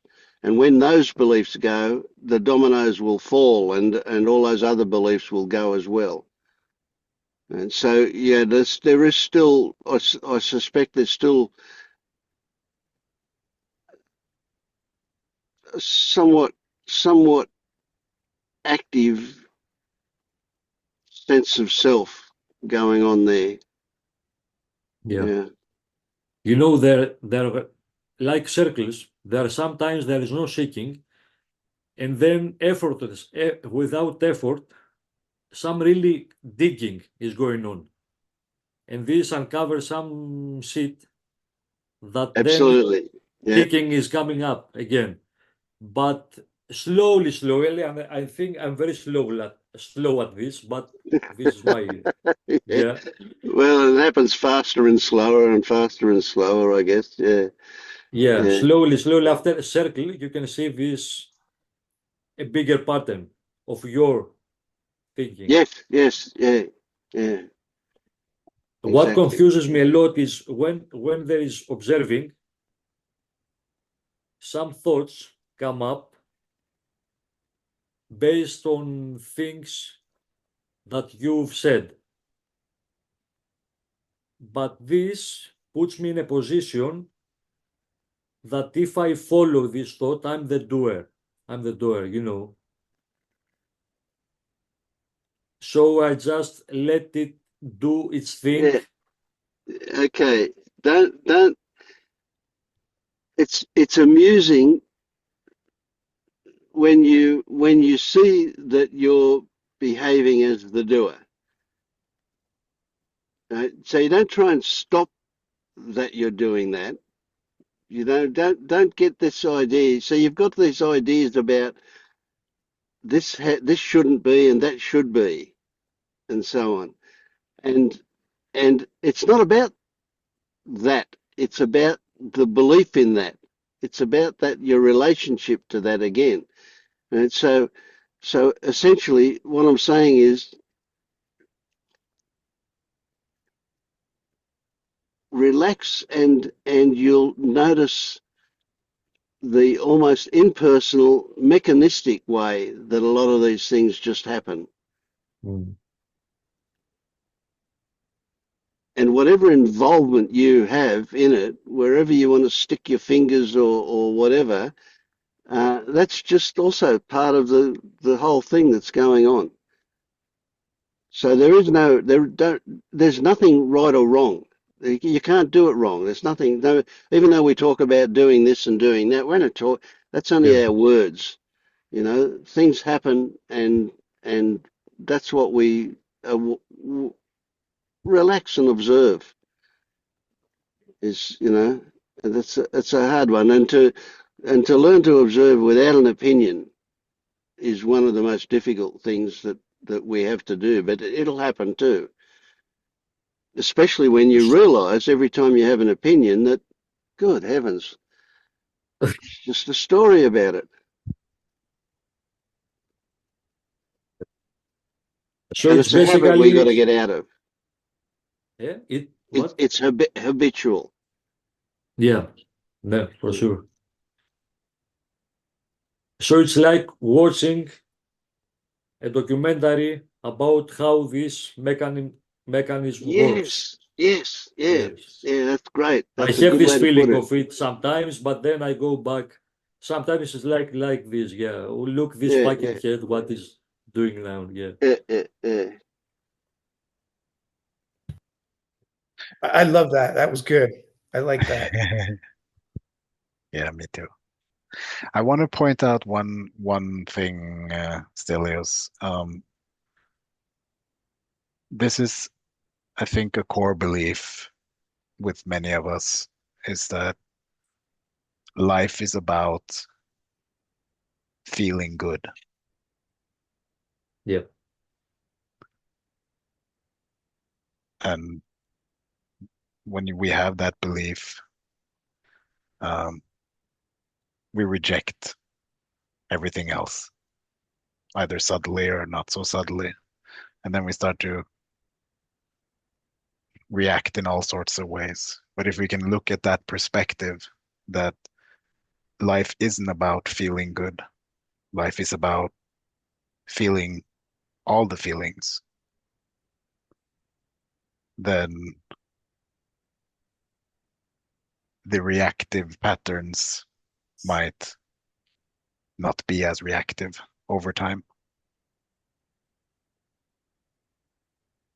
Yeah. It's also true in my case, yeah. Sometimes what traps me, it's I have many glimpses, big glimpses of what it, I don't know what it is in the past without even trying and without even have anything to do with esoteric stuff and spiritual stuff. And when I'm looking and it's spreading and it's behind you know, labels, there is also memories of these glimpses coming up that, okay, this now would feel like this moment in the past. So it's like I have a peak, and this gives me a how to say carrot. it? Exactly. Yeah. Yeah. Anyway, yeah, I get what you mean. That life is not about to feel always good. It's about to be experienced. Yes. All the layers, all the Really explore what good there is in uncomfortable feelings. Help me change my perspective or relationship with uncomfortable feelings. They're protecting, they're kind of showing us the way into deeper parts of ourselves that we haven't yet fully yeah. accepted. There's a lot of good in uncomfortable feelings. And there's an irony that comes up, that's when we accept that attitude, that uncomfortable feelings are an opportunity, uncomfortable feelings don't feel uncomfortable Yeah. in the same way they used to. Let's say, there can be an exquisite uncomfortableness or something, but yeah. So it's a trick, isn't it? Yeah. But I don't actually disagree with you, Marius, but I do in one way, and I'd say, yeah, life is all about feeling good. Yeah, But I've heard you but said that. That's why I said it the way I said yeah. it. But I don't feel at odds with you over that one either, because what is feeling good? I can feel good about feeling bad. Yeah. Yeah. But there is a Yeah. natural seeking for pleasantness, or maybe that's more accurate to say there's a natural escaping from unpleasantness. That's that's different. That's not quite the same. Yeah. Anyway, all right. But it's just 12. It turned 12:30, Yeah. so I'm in tomorrow already. So I'm going to wind up. This is a long one. It's Thank great. you. Thank you very, very much. See you all, Okay. guys. Bye bye. A Thanks good a one Great. lot. tonight. Thank you. Everybody. Bye-bye. Thank Excellent. you. Y'all.